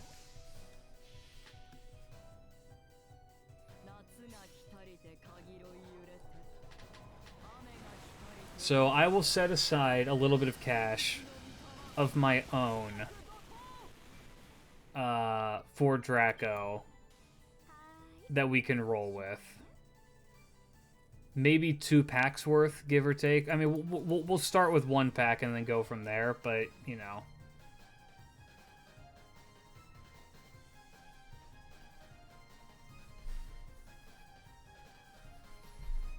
Vive le sea. You know what? If we're gonna listen to Toho music...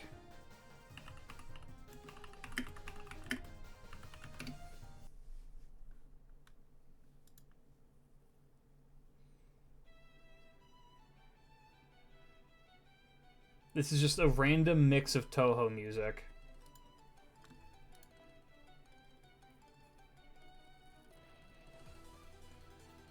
Holy shit, it's Tig.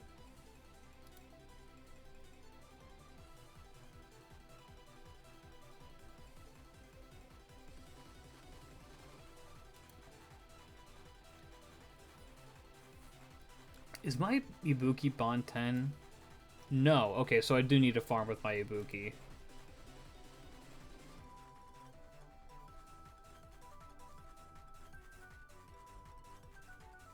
Yeah, I think the only one who I have is Max is Cass, but you know, it's Cass. My Twitter is exploding. People really like the deep lore that Cersei makes Gunpla.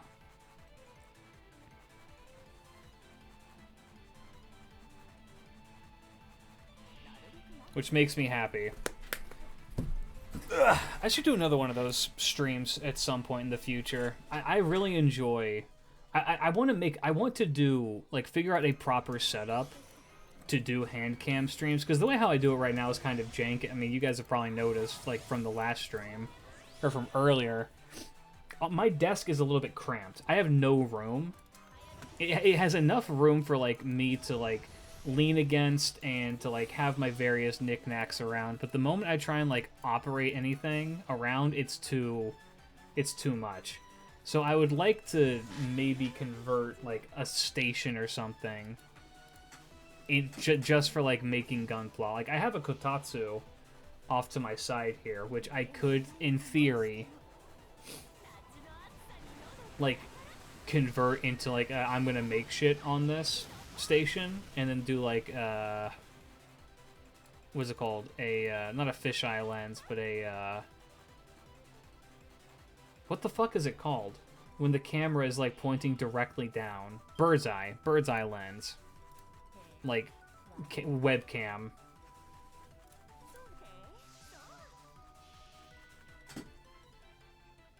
I don't know, we have to figure that out. What I really want is to get a different desk. So I've been thinking about what to do next after I'm done teaching in the town I'm currently teaching in. I will have the opportunity to potentially get a job in Japan. And if I can, that'd be fantastic. But I'm right now putting off a lot of big purchases that I would have to be making for that. Until I know what I'm doing. Because, like, for example, my chair is fucking loud. If you listen to any Klidge-related content that isn't, like, completely edited down, my chair is incredibly loud. And it's kind of obnoxious, but at maximum, I'm only going to have it for another 2 years. So is it worth getting rid of this chair that, I mean, it's comfortable enough, but it's just loud?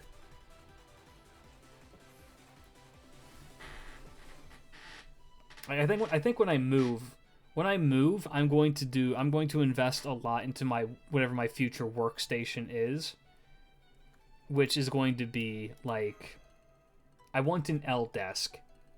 I want an L desk so bad.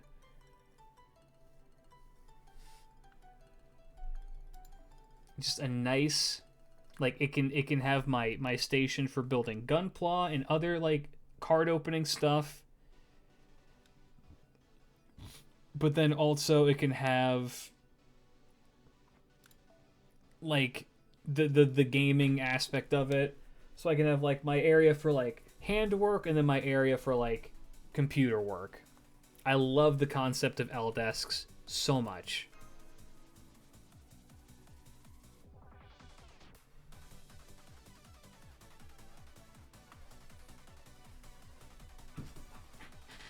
And I don't know, but that's gonna have to take some time before we do that. I also need to figure out like what I'm gonna do. So one of the jobs I'm like looking into potentially doing is to work in interpretation or translation.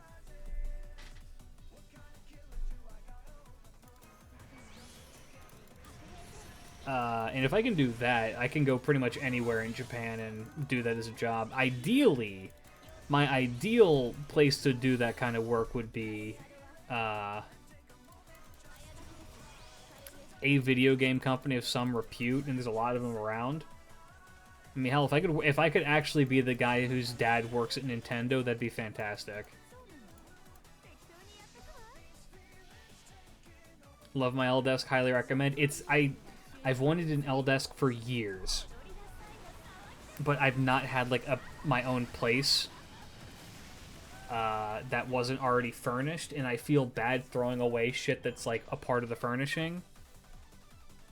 Like, I mean, I've been using the same chair and desk for almost 3 years now. In the place I lived before, I was like house sitting for a year, like a full year. I was house sitting while I was just like, you know, helping people out.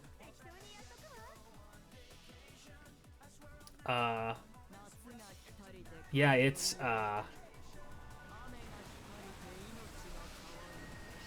something. I'm looking forward to having my own place to just put shit down in.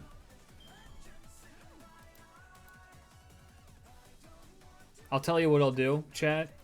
I will, whenever I move within the next 2 years, whenever I move, I will do an entire Klidge's room, Klidge's new house reveal, and just walk around and like record mundane shit. And then we'll get to my desk, and there's going to be so much shit there, and y'all are going to love it. It's going to be great. How's it going? Pretty good. Actually, that is another idea I've kind of been like playing around with. Is doing like a room review of my viewers. So like, have you ever seen like Sea Dog, his room reviews and shit like that? I want to try and do some shit like that. Have people take pictures of their fucking setup, and then I just like review them. I don't know how good or bad that's going to go. Probably bad, but it'd be funny.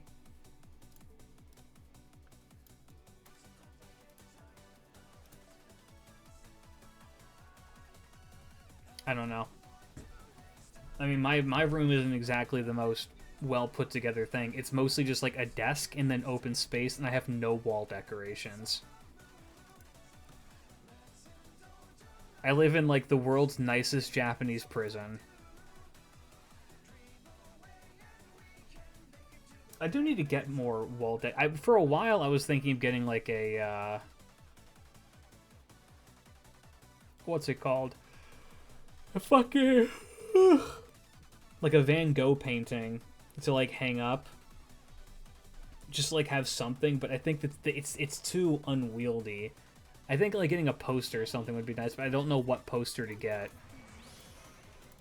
If I could get like a Serial Experiments Lane poster, that would be perfect.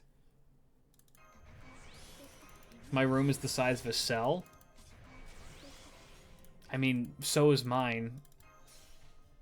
It can't. Your room and my room are probably about the same size. I'm telling you. Speaking of Lane, I love my wall scrolls. The wall scrolls are nice.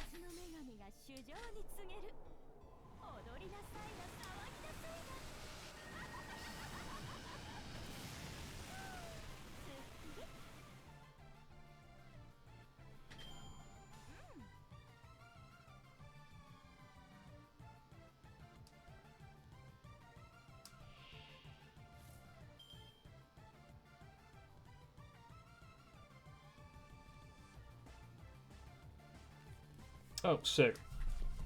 I just got an email. Speaking of serial experiments, Lane, my Nendroids for that are coming in soon.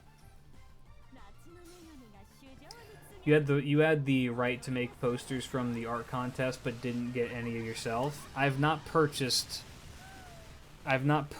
one. I bought the rights for the Klidge the Spooked one, but I don't know. To me personally, it feels kind of weird to have my own merch around, if that makes sense. I love that art piece. It would feel very strange to have that an art piece of my own VTuber avatar just hanging around. If I had I would purchase a plush of myself. Or in like a hat with my thing on it. I don't know if I would do like a wall poster of myself. With not with myself as the focus. If I'm like in it, that's one thing, but otherwise it's just like, you know.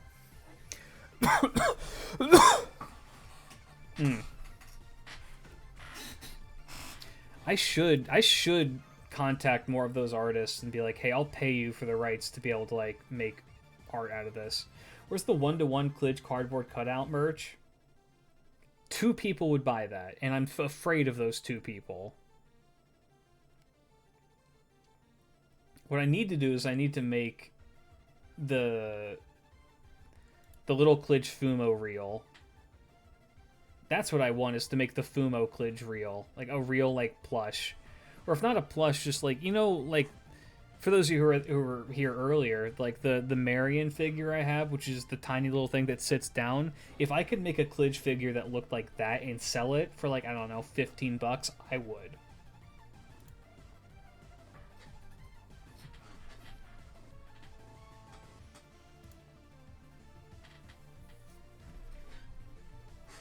My issue is that for most places that like do plushes and stuff like that, unless you are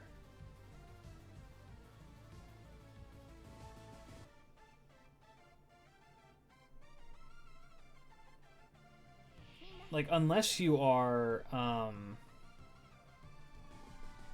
don't know, like getting hundreds of them in, then there's no point really.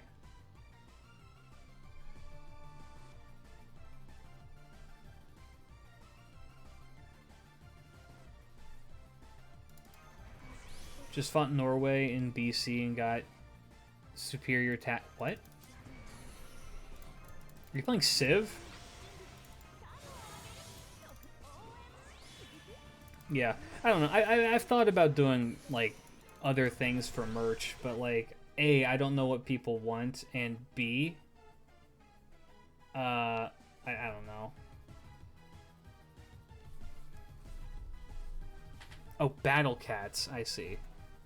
Yeah, I don't know what people want. I don't know what's gonna sell. The merch I have right now is pretty light, and I need to commission more people to do like actual merch designs to try and sell them.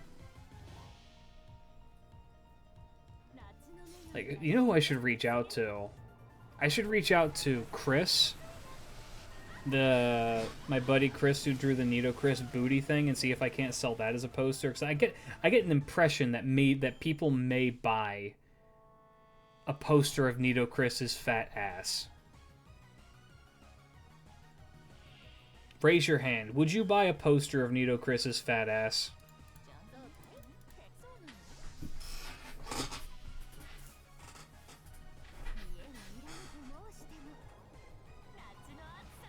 Guilty. Yes. Yes? Give me a second to find the raise hand emote. I'll look into it. I'll look into talking to Chris about that. Be like, hey, I'm looking to possibly make this purchase. He'd probably be like, yeah. Make it cool and we got a deal? I'd have to commission a whole new piece. Speaking of commissions, we should be hearing back soon from the Habitrot.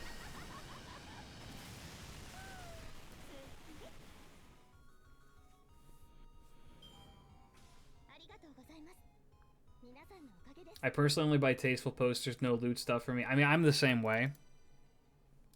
Fucking dang. I do live with the philosophy of I do actively have people come to my house. And so I don't want my figures and the stuff on my wall to make them think that I am a porn addict. Which is why every figure I have, every character is fully clothed. And I will continue to do that.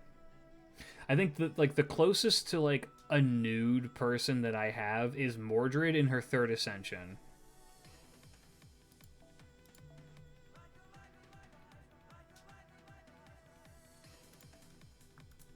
What about Fortnite addiction? What about Fortnite addiction? Actually, I'm looking back at the figures that I have, and my 2 favorite ones are... I have a MASH one from the Enmatai event where she's in that outfit sweeping, which is super cute, and I have one of Hollow from Spice and Wolf, which Spice and Wolf is slowly but surely becoming one of my favorite anime ever. Maybe ever. I'm obsessed with it. I love it so much. They released a new small clip for the Sky. Is it an actual anime? Are they making an actual proper anime? Closest one I have is a wall scroll of Hokusai with her ankles showing. I mean, yeah. Also, what's up, Babylon Knight? How's it going?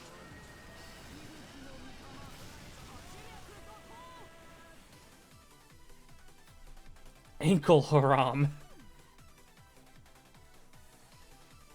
Heretics like you belong on a cross.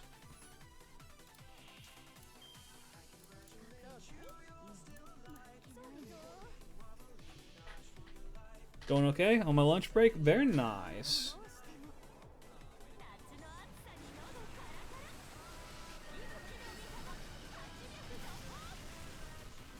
I don't get the armpit thing. I just don't understand it.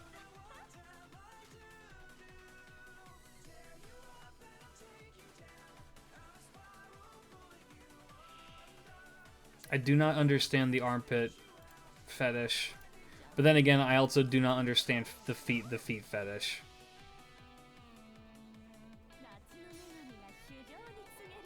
I was looking up Lane stuff and I saw they have a Bean plushie for the main girl. Do they? They have a Lane Bean plushie? Is it because it looks somewhat like a pussy? Look.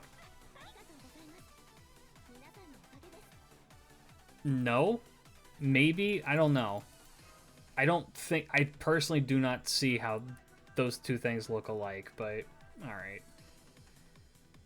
People like drawing them in a way that looks like they're fuckable. I mean, that's true.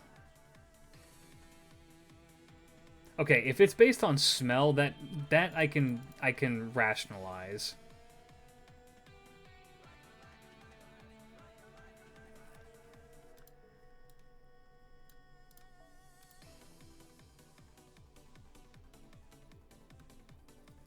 That's how I've seen it explained. Gotcha. Also, this is not Eurobeat. This is a Toho. A Toho. I think it's just I don't know, man. Weird conversation to be having.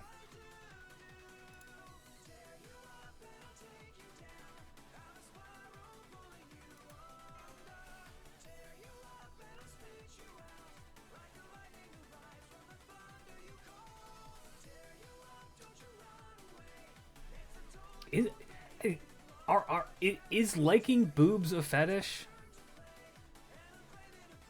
Is it? I don't.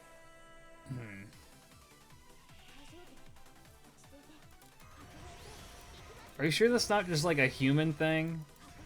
That we've all kind of just like agreed, like every human being for the most part has like come together in a grand circle and shook hands to be like, yes. Yes, tits. Boys, girls, men, women.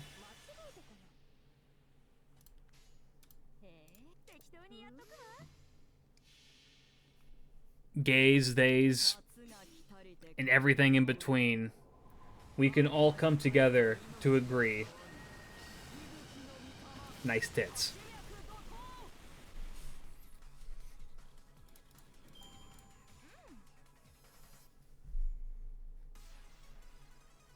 I don't know. I feel like that's one of the most universal things. Because like even, yeah, I mean, I'm not saying that to limit it to like female like breasts either. It's a male and female. People can agree they like tits. If everybody likes it, is it a fetish?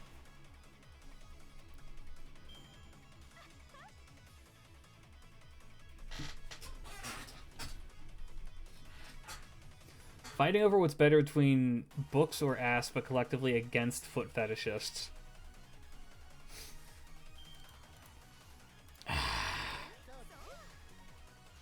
I don't get it.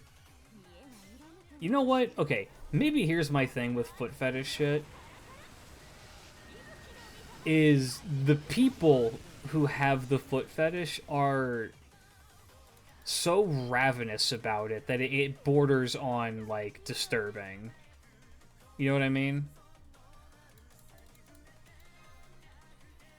Like, if you post a picture online and your foot is present, like, at all, it's just filled with people in the comments fiending over it.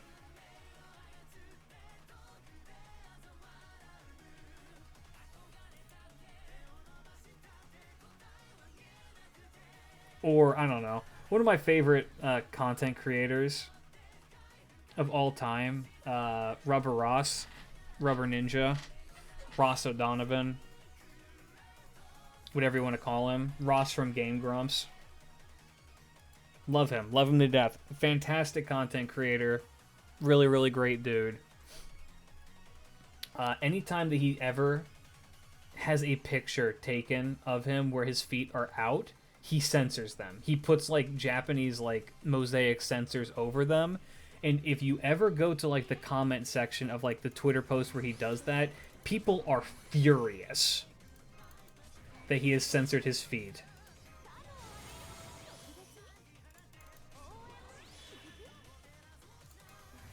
Recently learned that women are significantly less likely to be in defeat than men.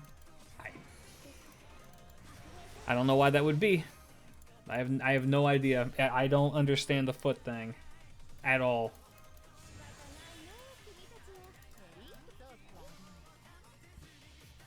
But yeah, if you ever just want to like explore that avenue, just like go check out a Ross O'Donovan like tweet where he like has his feet, like he'll just be standing there and he'll censor his feet. And people are like, "Why? Why are you hiding them?" And it's just like, because you people are freaks. You're monsters. You are wolves in sheep's clothing, waiting to pounce upon the innocent lamb.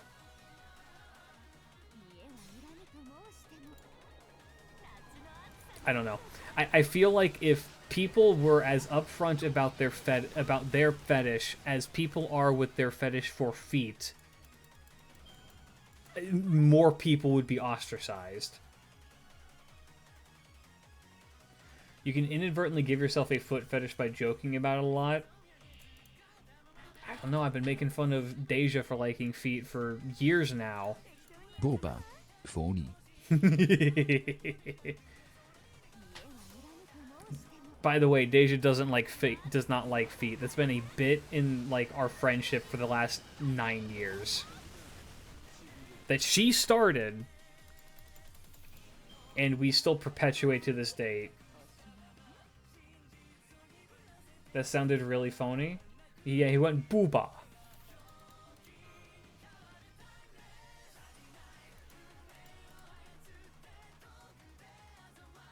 Phony boba. Hot lot inflation. Don't make him say that. Don't make him say that. Leave him alone. I didn't do shit. I did not inflate him. Don't say I inflated him. How close are you? Ooh, we'll probably get a nice little ding off of Merlin here. Here, let me read that to you in the goat voice. Hotline cannot discuss economics. Phony.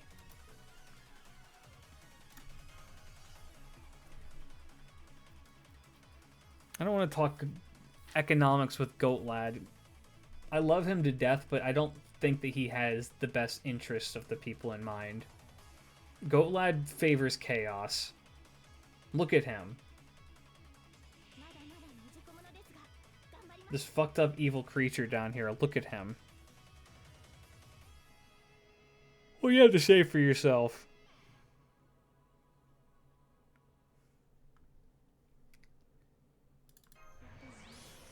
It's not a pyramid scheme. I can assure you. Oh, can you? Can you assure me? What are your credentials, Goat? What do you have that should make me trust you with my assets? My great assets, great assets. Do not... So I found the creator of the Lane plushie, but there's a website is really sketchy. The website is peak fake. I'm not clicking that link, but thank you.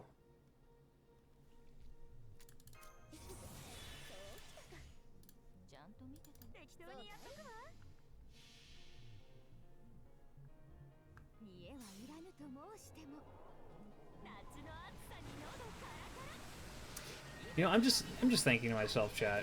You know what is a controversial opinion? You know what song I really do not care for? Just thinking of Toho, I really do not care for Bad Apple. The actual song Bad Apple, I don't really care much for. It's solidly okay. I just, yeah. I understand that there's like a history with it that's pretty neat. And I appreciate what the community does with it, but I just don't really care for the song. I respect the dedication of the people, but I do not care for the song itself.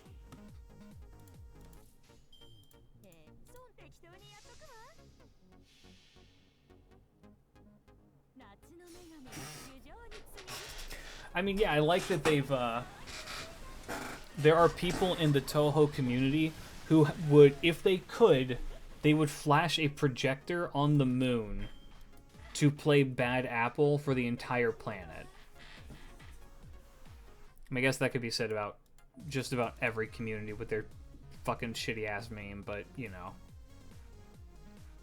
I love that every single binary-based display has had Bad Apple played on. Yes, it's like Doom. It's like Doom for weebs.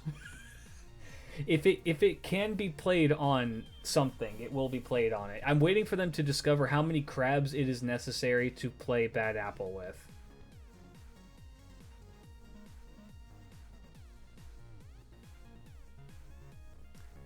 Actually, Elon Musk cannot do that because I believe that there is there's laws against.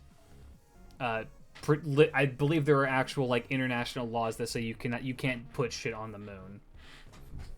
You're just not allowed to because it's global property. You can't put your Pepsi logo on the moon because yeah, you cannot advertise in space. Didn't they run Doom on bacteria? I mean, probably. It's one of my favorite things that they mathed out exactly how many crabs you would need to be able to run Doom.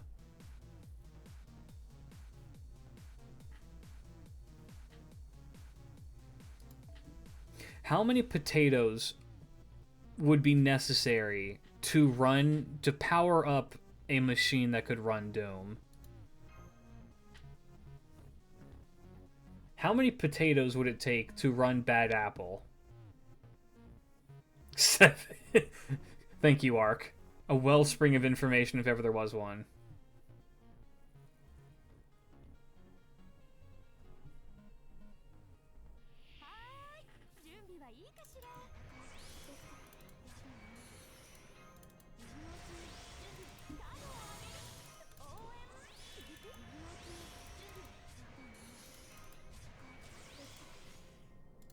Then I need the extra little bump from Avalon. So I say 100,000, but I honestly don't know. I mean, you could just lie. you could just say anything, and I'd probably be like, yeah. I don't fucking know.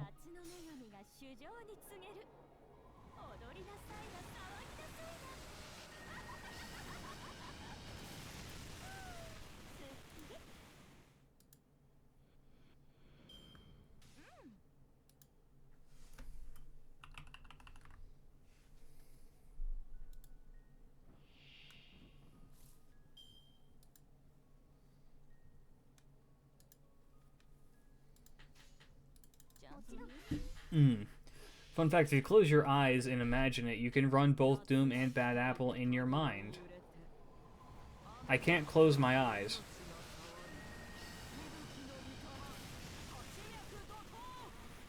I have eyes like an eagle. If I close them, I can see through them. Which is why I'm unable to sleep at night.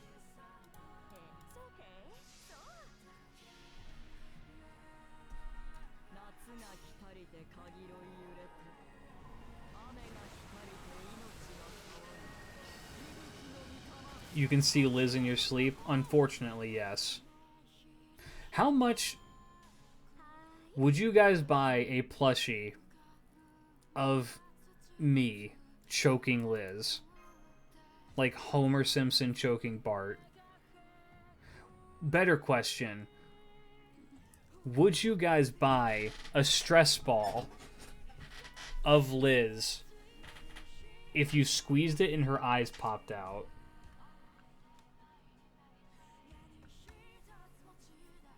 No, not the baby. Just normal Lancer Liz.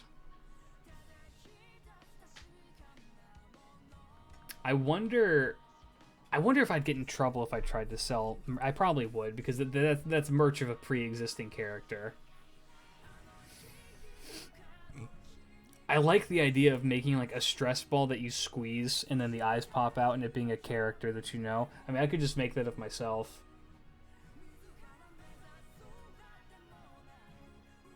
I want Goat Lad plush saying funny. That would be amazing. Is to make a Goat Lad plush and then you like push a button and he just goes phony. What are the other weird things that Goat can say?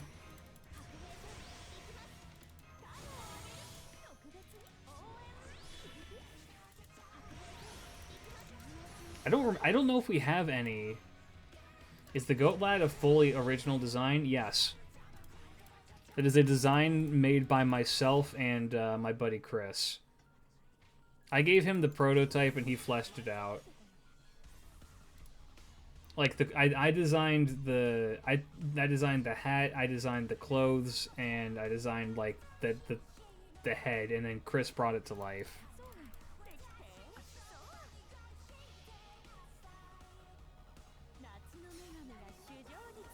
Like, I'm a really big fan of the eyes being so big that they're just like off to the side like that. That was a Chris decision. There was a weird way you had to spell certain words to make them sound correct for the Goat Lad, but I can't remember what they were. You know what? Let me see if I actually have the original Goat Lad design. I might. I have to go dig up my DMs with Chris.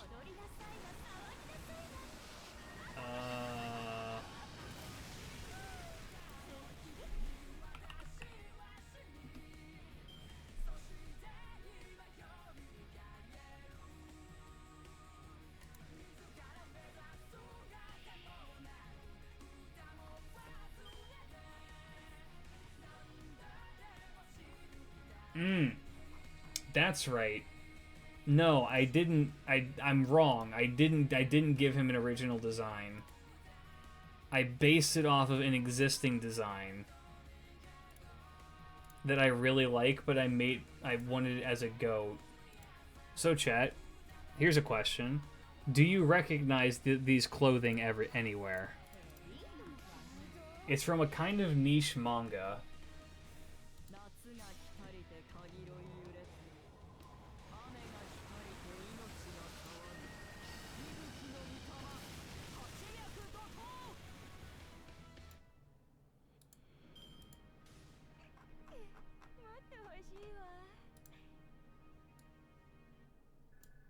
There you go.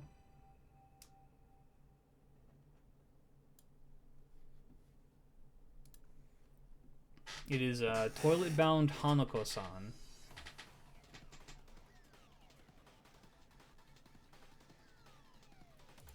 Because before I was going to be a wizard, I would initially planned to do a like a sea captain thing, and the sailor outfit would have paired well with that.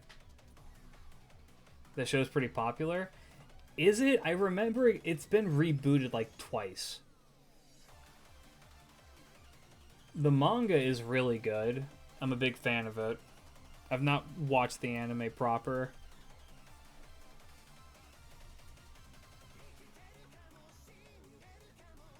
This is not Toho, is it? This is Eurobeat. Okay.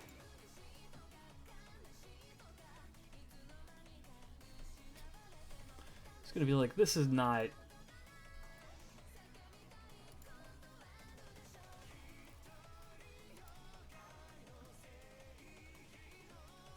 No more Tohos. Nope.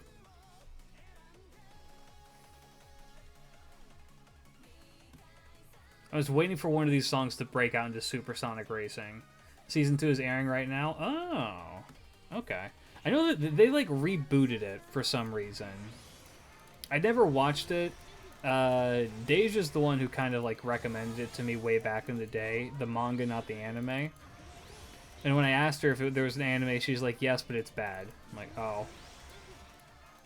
But then they did just recently reboot it, so I mean, maybe they fixed whatever was bad about it. If there's a second season, probably.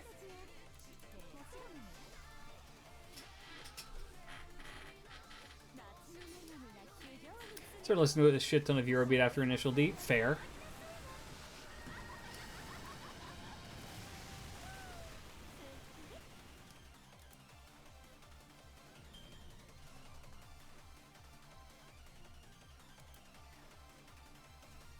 There's Hanako-san in Google, but it's female. Well, Hanako-san is a real Japanese, like, folktale, not folktale, more like an urban legend that is traditionally female.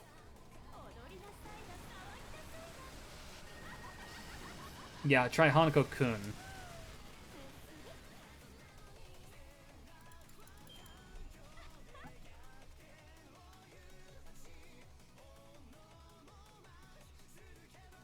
I love the art style of that manga so much. It's so pretty. They just gender bend him, got it. It's a lot more complicated than that, but yeah.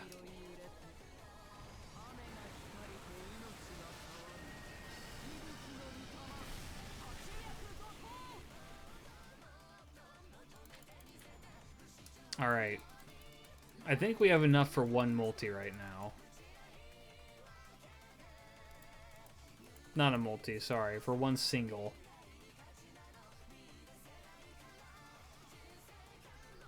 You should read Mirako-chan. You should absolutely read that manga. The manga is amazing. Do not watch the anime.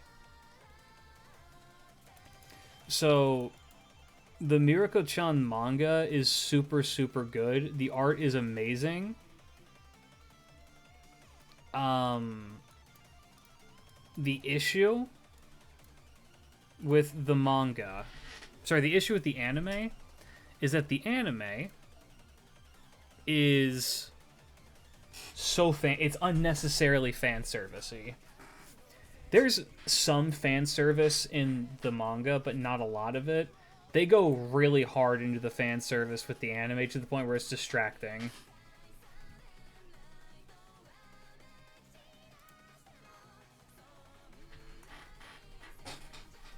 I'm confused how. I'm right. Because if you read the manga is not it's sexual to like the point that it's like a manga. Right? But it doesn't it's like it's unnecessary how much fucking like fan service there is in it. But fan service, if I want to get my fucking dick hard watching an anime, I'm gonna pick an anime that was originally meant to get my dick hard. I'll go back and I'll watch fucking Monster Musume again.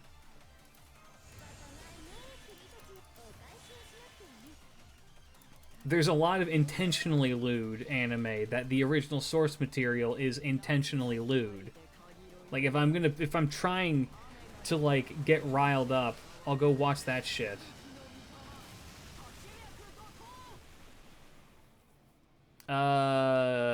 Kitaro is not niche outside. Sorry, it's not niche in Japan, but outside probably.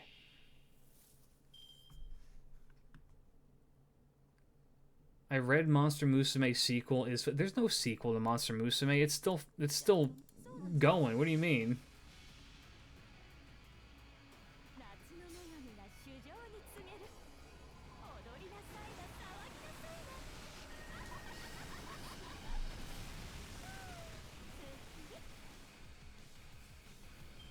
You need a second season animated? No, it has actually been a decade since Monster Musume aired.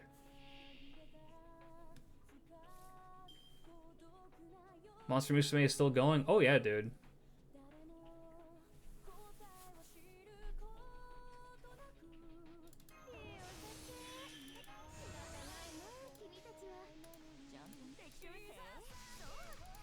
Yeah, the anime is over a decade old now. Well, no, I think as of summer it'll be a decade old. Manga becomes very boring since they keep adding girls and the previous Monster Girl isn't developed at all like the Lamia and such. I mean, I don't know. I have not kept up with the manga for a while, mostly because I can't read manga in English here in Japan. So, you know, I've been kind of behind the schedule, if you will. But I would like to go back and revisit it. I have some of the physical Japanese copies, but I'm busy reading other things right now. JP is getting a rank up week, and we can, does anybody have the image of who's getting rank ups? Like, I know one of them is a silver. Okay, it's a X-Naya, let's see. So today was an Arjuna buff. Tomorrow is an SR Assassin. Friday's an SR Assassin. Saturday is an SR Berserker. Sorry, SSR Berserker. The 30th is a Rider. That's a Silver Rider. And then 31st is a 4-star Rider. April 1st is a 5-star Lancer. Any hopes on who they'll be? I'm hoping that one of the SR Assassins is Danzo. That's what I want. I want one of those to be Danzo. I don't care which one. Danzo, I think, is the 4-star assassin in the most need of a buff. What if Kama gets a buff? The Kama is not a 4-star, so she will not. Alexander Ryder needs a buff. They buffed him relatively recently, if I'm remembering right. They gave him something not too long ago that, like, made him a more refined, like, support unit. And Raiko's gotten a ton of buffs already, so I don't think it's going to be her. There's other 5-star berserkers that are hurting more. What, that it was year 1 servants? I mean, yeah, Emiya Assassin is another good pick because he's also hurting pretty bad. I think that the number one that I think needs to get a buff is Danzo, because Danzo, like, I love Danzo to death. Danzo is my sweetheart, one of my favorite designs in all of FGO. She's arguably one of the worst 4-stars in the entire game.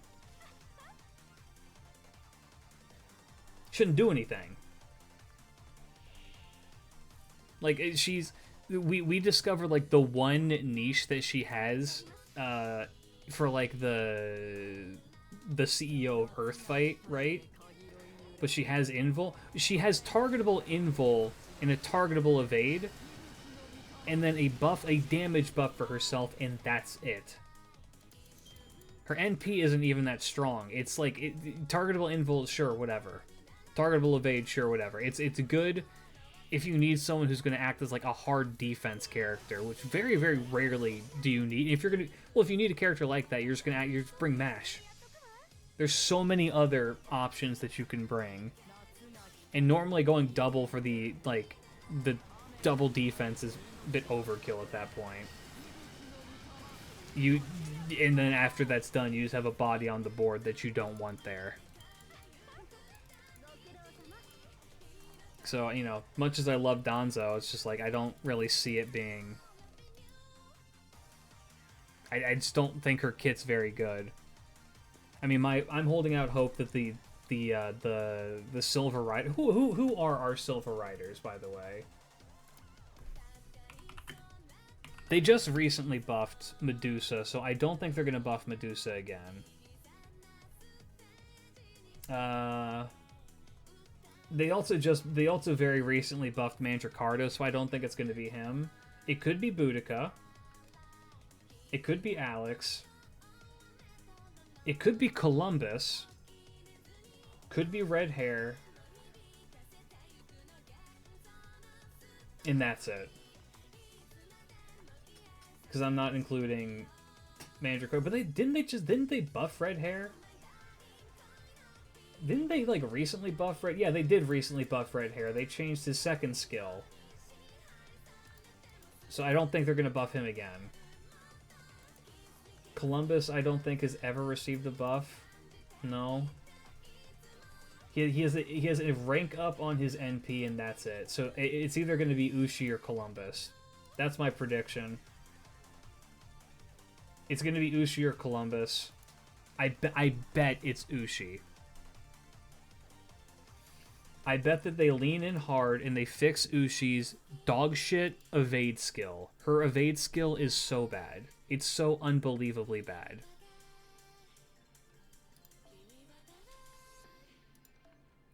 It's a 1-turn evade, and then I believe it's 1 turn of 100% crit star generation.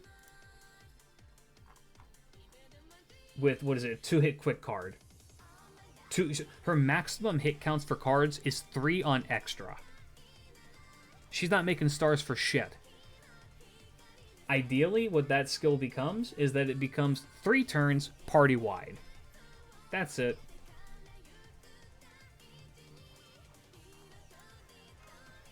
Alright, SR Assassins, let me take a little peek real quick.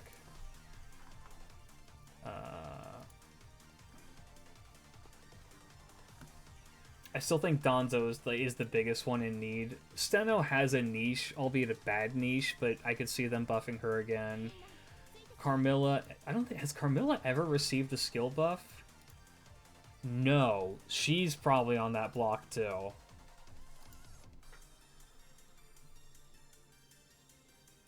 Guys, it's SR assassins. It can't be Hu Yanzhou. It's not possible. Summer Skahawk isn't good. She isn't good, but they did buff her recently.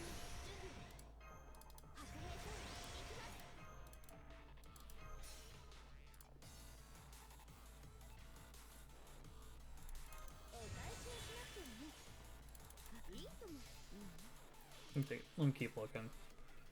Carrie needs it. Carrie could use the help. Yan King has gotten a million buffs, so is Wu. Nidochris Assassin just got a buff recently. They buffed Chiome relatively, like, kind of often, actually. So she's in an okay spot. I think Chiome doesn't need a buff, but it would be nice to get one for her. Donzo is in desperate need. Ushi Assassin could honestly use a buff because she's not great.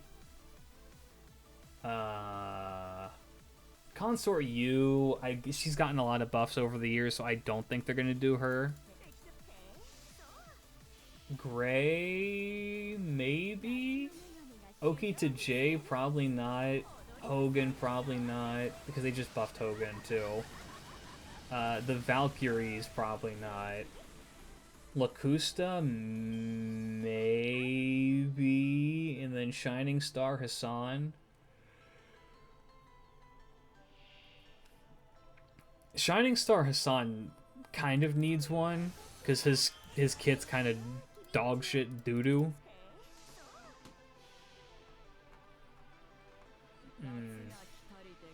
No, Assassin Shiki's fine. Assassin Shiki does her job just fine. She doesn't need a buff. He's a bit too recent, though. You never know, man. I would normally agree with you.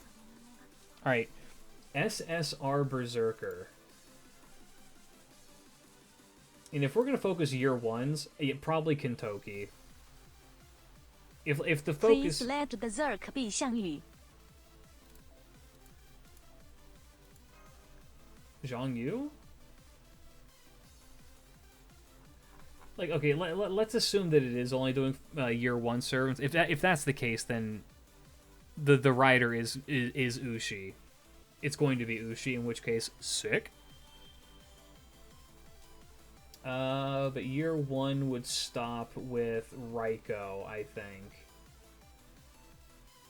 Which means your options are Kintoki, Vlad, Nightingale, Ku Alter, and Raiko. I don't think it's Raiko. She doesn't need a buff. She's fine. I don't think it's Nightingale, because they buff Nightingale a lot, it feels like. I don't think it's Vlad, because they also buff him a lot, it feels like. So it's either Kintoki, or it's Ku Alter. And I'll be honest, I think Ku Alter is maybe not more deserving, but I think Ku Alter should get one. I don't think he's ever received a buff. He's gotten an NP buff years ago. And I gotta be real with you, his battle continuation, kinda shit. His first skill is actually really good still, because it's just 20% attack down and 50% crit chance down for 3 turns. Which is, even in the year that released, that's a super solid skill. His protection from arrows is... I feel like you have to be careful to buff that, because if you buff that anymore, he becomes too strong. Because he's already got so much like sticky ability. What I think that they're gonna do is, if they choose to buff him, if they choose to buff Ku Alter, the battle continuation here, will become stackable with other guts and probably have a crit chance up. Like, increased critical damage up. And reduce the cooldown from 7 to 6. That's my prediction there, is that they're going to buff Ku Alter on this.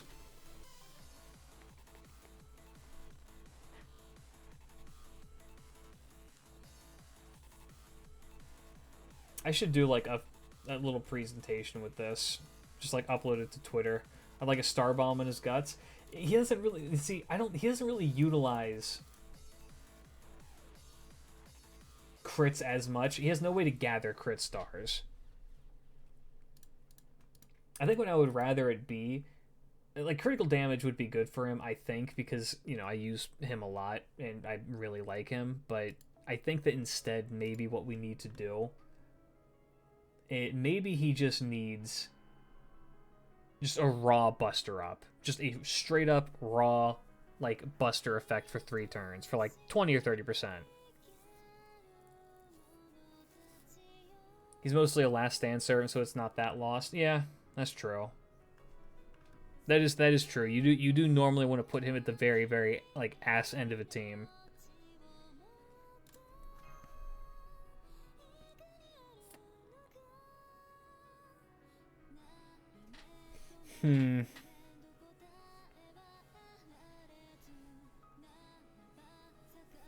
His NP only gives attack up on overcharge for 1 turn. Yeah, but I don't think they're gonna buff his NP.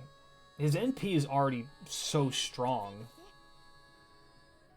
It has defense removal before damage and does a fuck ton of damage on hit. Like, again, like, the issue with changing around Ku Alter's kit is that it's already really, really good. Like, even as a year 1 servant, with only 1 buff under his belt, he is still a viable unit in the meta. As, like, one of the single best standalone servants. General damage buff to one of his skills would be nice. If they're going to buff any skill, it's going to be the guts. Because I will tell you this right now, the biggest issue with Ku Alter is his Bond CE does not have a stackable guts. And they recognize that same issue with Herc, and they changed his whole deal to be stackable guts. This song is called...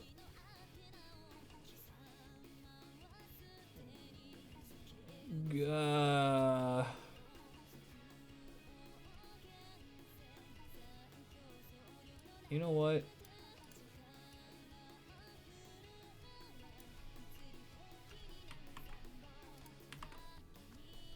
Here you go.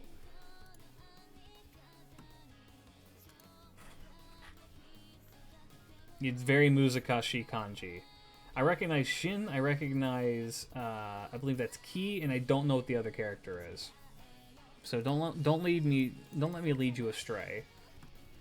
Yeah, no. If they're gonna buff Ku Alter, they're gonna change the guts skill, because it is the worst part of his kit, hands down. Because it's just too, it just needs to be stackable with an additional effect. That's it. Maybe reduce the cooldown a bit. But even if you don't reduce the cooldown a bit, it's a fucking 5-turn, like, it's guts with a 5-turn uptime, which is really good. Like, you can't really go wrong with that shit. Yeah. It's gonna be him, or it's gonna be,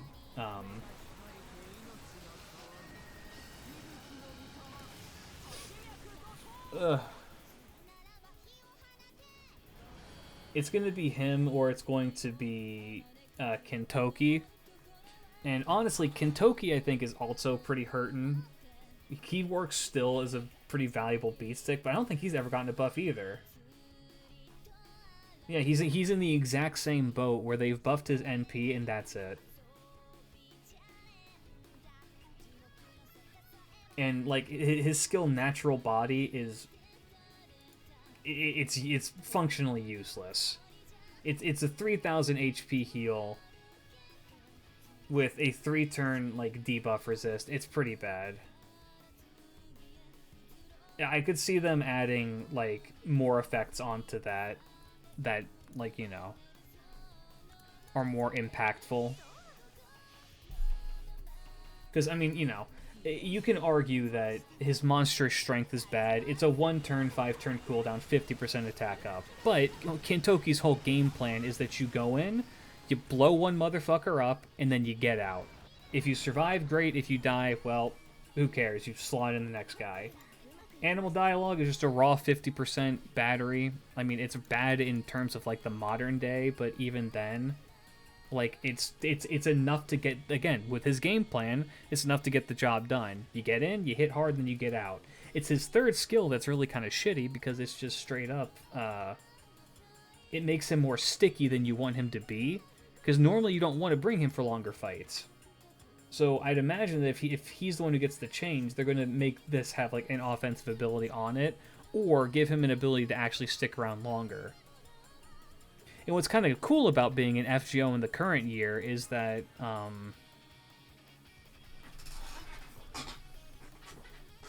with the current year, they're more willing to do weird and like unique like buffs to skills to make characters stand out more.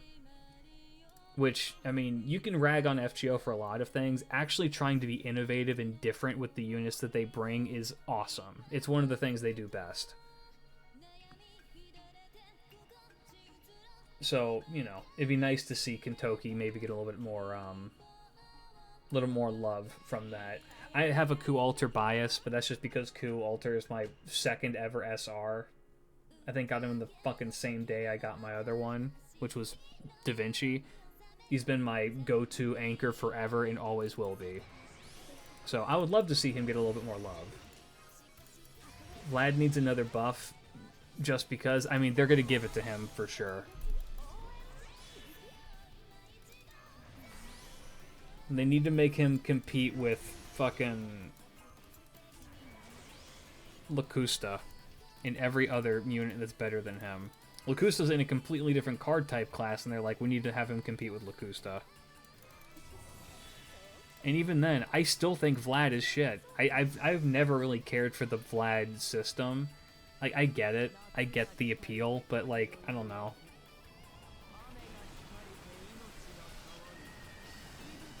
It's just not for me. Galatea gets a buff and Vlad gets a buff 2 weeks after. Right.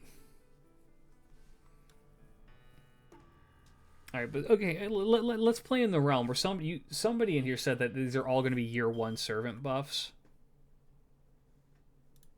And I don't know what the validity of that is, as opposed to it's just one guy in my Twitch chat said that that's the way that it is, so I'm just going to assume that he's correct. But let's keep taking a look. So Arjuna got buffed today.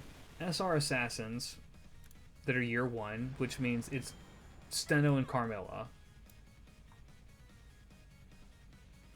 Steno, Carmilla, or Carrie. I'd assume it's going to be Carrie, who I don't think has ever received a buff.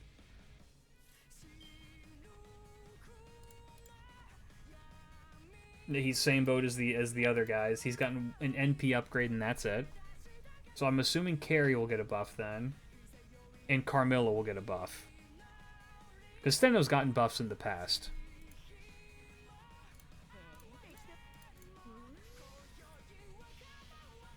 So that would be my 2 predictions for that. I've talked about my Berserker. The Rider prediction, it has to be. If it's year 1, it has to be Ushi. Otherwise, they're going to buff Medusa again. Boo, it's either going to be... Okay. I could actually kind of see them buffing Medusa again. I don't even think I'd be that upset if they buffed Medusa again, because her kit is so shit. They buffed her second skill? Yeah. Yeah, I would say that of the SR, or of the rare riders, Medusa is, like, the rare year 1 riders, Medusa is absolutely the worst one of the bunch. So if they buffed her again, I'd be sad that Ushi didn't get a buff, but in that same breath, I'm like, well, you know, Medusa certainly needs it more. I can sit here and be like, I hope that we see an Ushi buff because, you know, I love Ushi. And it would be nice to see her dogshit evade skill get better, but if it doesn't happen and they give it to someone who's more deserving right now, like Medusa, that'd be great. And if you want to know what I think, they need to buff... they need to buff Bloodfort Andromeda. The stun is a little bit more niche, and isn't going to be getting used a lot more. I don't think that Medusa needs to become like a fucking looper or anything, but like they can do more with her. Make her a goddamn critical hit monster.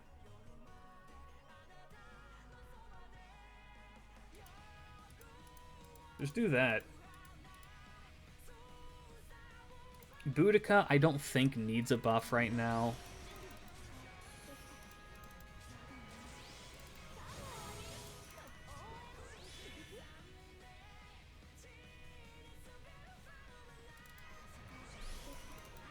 Boudica, I think, is in an okay spot. She's not like a meta-defining unit, but she's definitely a unit that you could whip out if you need like another art support with defensive capabilities. Somebody said her third skill is still bad, I think. No, that's not. Yeah, they could do more with it. It's just a 20% art up for the party for 3 turns on a 5-turn cooldown. It's not a bad skill. It's not great, but it's not bad. Her battle continuation skill that's now targetable and increases max HP is amazing. Okay, but here's the thing with Boudica, though. She has 4 strengthening quests.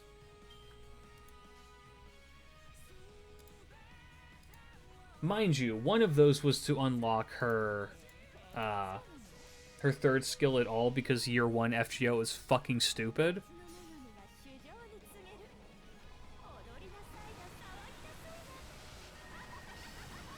Yeah, first upgrade was for her to get her third skill. Second was for her NP. Third was for her skill 1, and then fourth was for her skill 2. So I mean, 5th rank up, that's a lot. They would have upgraded literally every aspect of her, which I'm not opposed to. I like Boudica a lot, and if they do, tell you what, if they do that to Boudica, I'll grail her on JP to 100.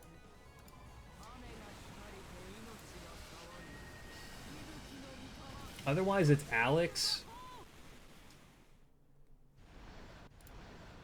who,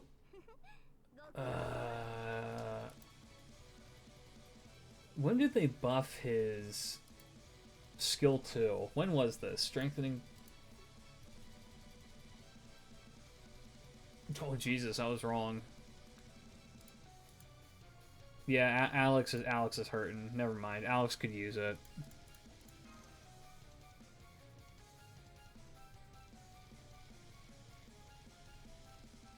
Alex has the basic Charisma C with a 16% up for the party. And his... well... he has a similar skill to Boudica, but for quick.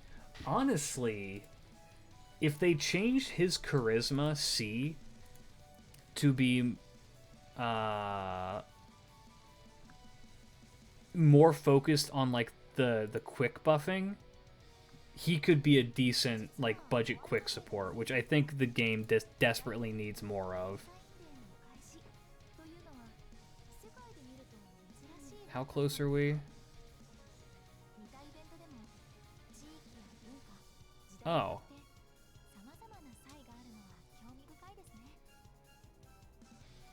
I'm not able to do main quest mission completes anymore to get court.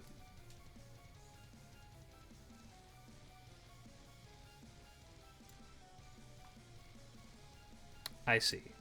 Well, these don't count as rank ups, right?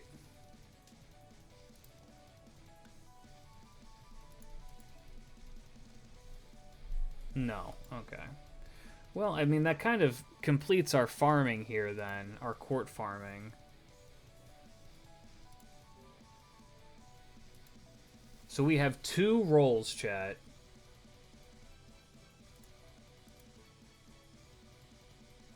And it's gonna be, well, technically 3 because we're gonna get a double. Let's see it.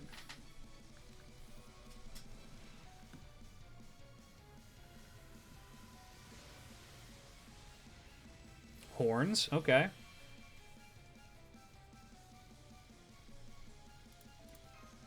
Let's see it. Gotta be something, right?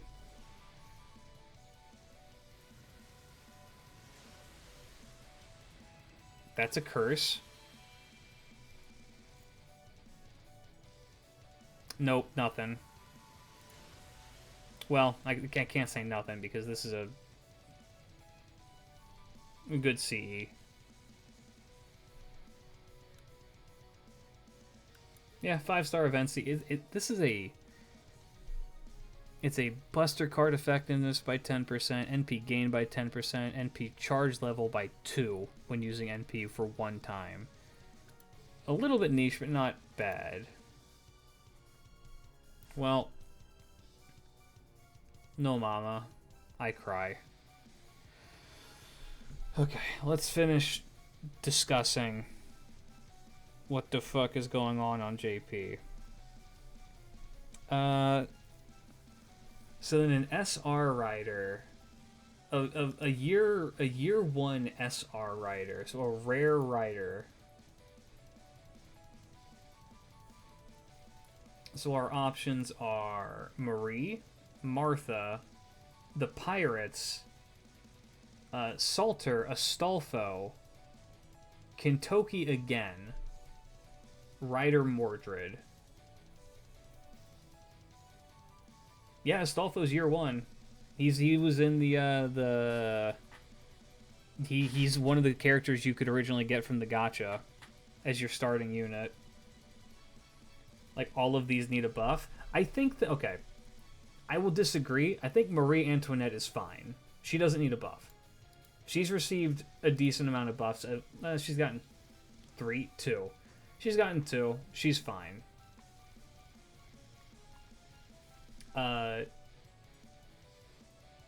She's got her attack up. She's got solid defense. She can be using Charm Lock. Her third... they do need to change. Her third skill is awful. Her third skill is awful. It's a 2,500 HP heal. And no mental debuffs by 30%, which is nothing.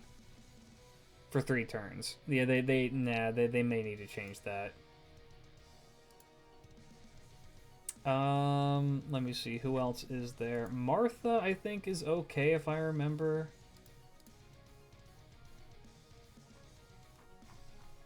Her first skill is just a personal heal, then debuff resist for 5 turn. That could be party wide, which would be kind of nice. Her third skill is really good because it's just straight up enemy buff removal and then defense down. Like that's perfectly serviceable. And then her second skill is the one that removes all the party's debuffs and then heals them all for 2,000. I think that she's fine. She's a more niche unit, but like not every unit needs to be able to like pop the fuck off all the time. But a unit that does need to pop the fuck off all the time is Anne and Mary, and their deck is better because they've actually received the buffs to make them not bad. Yeah, because they recently, I want to say, changed their... Okay, I said recently before.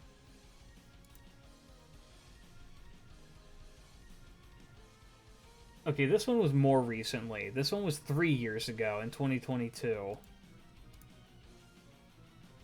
But still, 3 years ago. Jesus.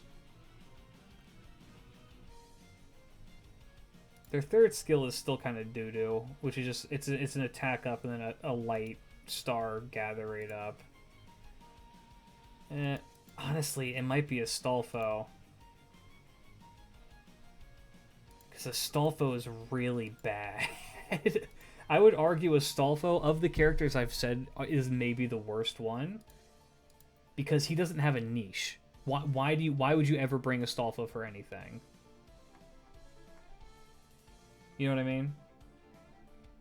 So he has this monstrous strength C-, which is a 28% attack up for 1 turn on a 5-turn cooldown. That is terrible. Second skill is his 90% chance to stun for 1 turn on an 8-turn cooldown. 90. It still has a chance to miss, and has an 8-turn cooldown.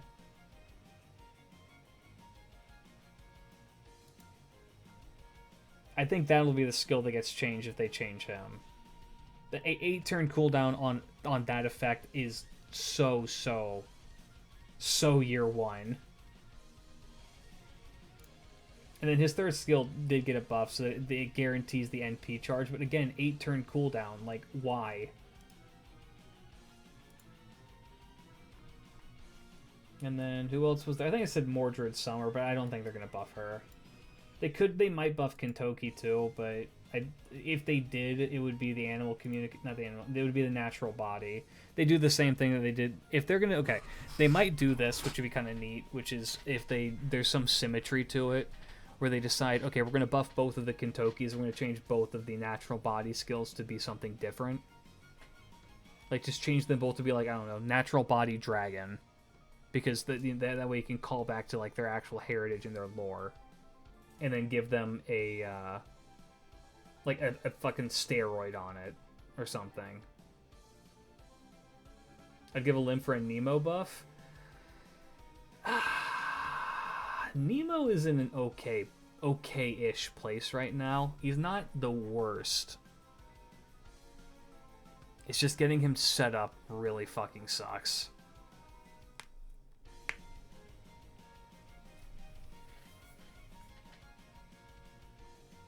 Yeah, when I first started out, Astolfo was on QP farming. Dude, same. But then, you know, Habitrot happened. And Summer Mordred happened.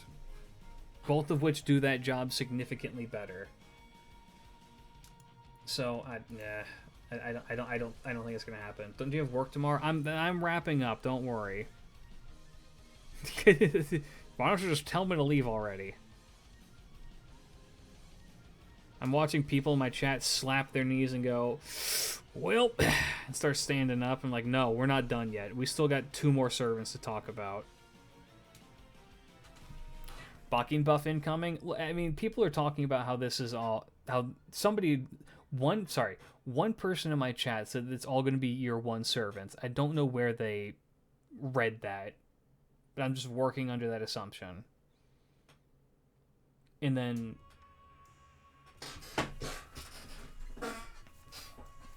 April 1st is going to be a Lancer. A 5-star Lancer from year 1. Potentially. Let's take a look. Who are our options? Skahawk, Karna, Brynhild, and Artoria. Incoming Karna buff again. No, they're not. No, they just recently buffed Karna. They buffed him like last month. They're not buffing his ass again. Yeah, last year. No, try last month. They just buffed Karna. I think Lancer Artoria is the most likely one. It's the one that makes the most sense. Like, okay, her battery skill, I think, is still fine. Protection of World's End is perfectly fine. 50% battery removes all debuffs. 6-turn cooldown, that's fine. That's a perfectly... That skill does not need to be touched. It is perfect. Her first skill did get buffed at some point, which makes it 50% Buster Up, and then a 50% against Chaotic and Evil. Separately. Charisma would get changed? No, her Charisma did not. She has Charisma B, which is a 3-turn 18% attack up, which is bad. That's a really, really bad skill. So if they buffed her, they would change that. I don't know what they would change for that, but they would change that. Maybe, I don't know.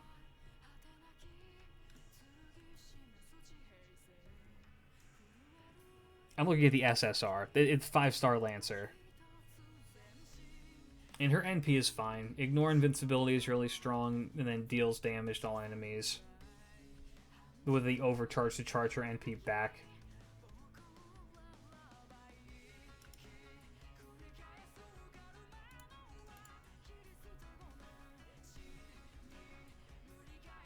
Okay, does this say it's year 1 servants? Let me take a look really quick.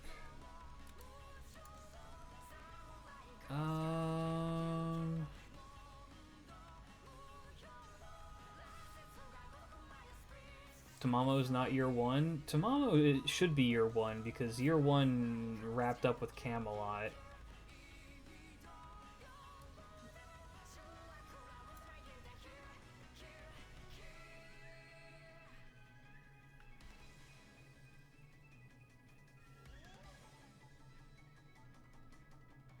Here, I'm gonna plug this into the handy dandy Papago really quick.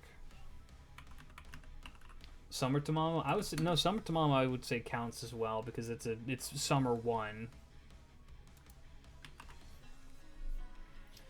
18th edition of the Special Quest Servant Enhancement, which strengthens servants' capabilities, will be held. This time, a total of 7 reinforcement servant quests have been added as constants. The target service enhancement quest will be open in Chaldea Gate for 7 consecutive days. As a reward for clearing the quest, not only will the target receive the strengthen, but you will also be able to obtain Saint Quartz. You must have no. There's no story. If you're not in the JP server, it doesn't matter. Okay, it doesn't say anything about it being year 1s exclusively, unless there's something down here that like I missed. No, that's just a quarter AP for.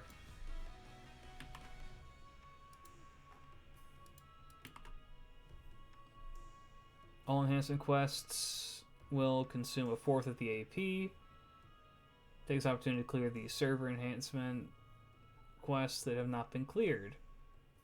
It's going to be held for 2 weeks. Yeah, it doesn't mention that it's only year 1s. So I don't know where people are getting that information from. But whatever. A lot of the year 1 servants need help anyway, so it doesn't help to theorize. Or doesn't hurt to theorize, rather. If I had to pick a 5-star Lancer that could use a buff that isn't year 1, can we maybe get a buff for...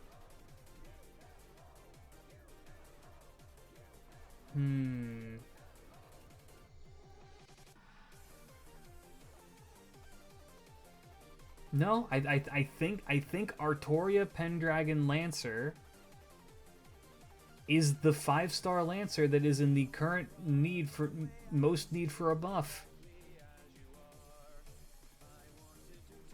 I think you could argue Bradamante, but didn't Bradamante get buffed recently?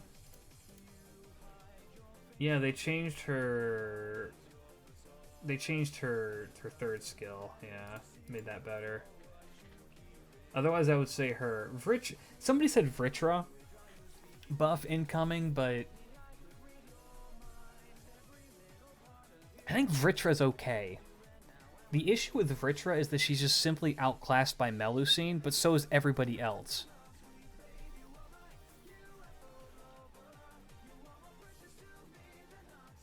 Maybe Ryoma. Maybe we'll see a Lancer Ryoma buff. Yeah, because again, Ryoma is outclassed by Melusine even more, but I feel like Vritra is more consistent than Ryoma is. Because Ryoma's base attack, if I'm remembering right, is not that high. Yeah, it's pretty low. Meanwhile, Vritra's, if I'm recalling, is pretty decent. Yeah.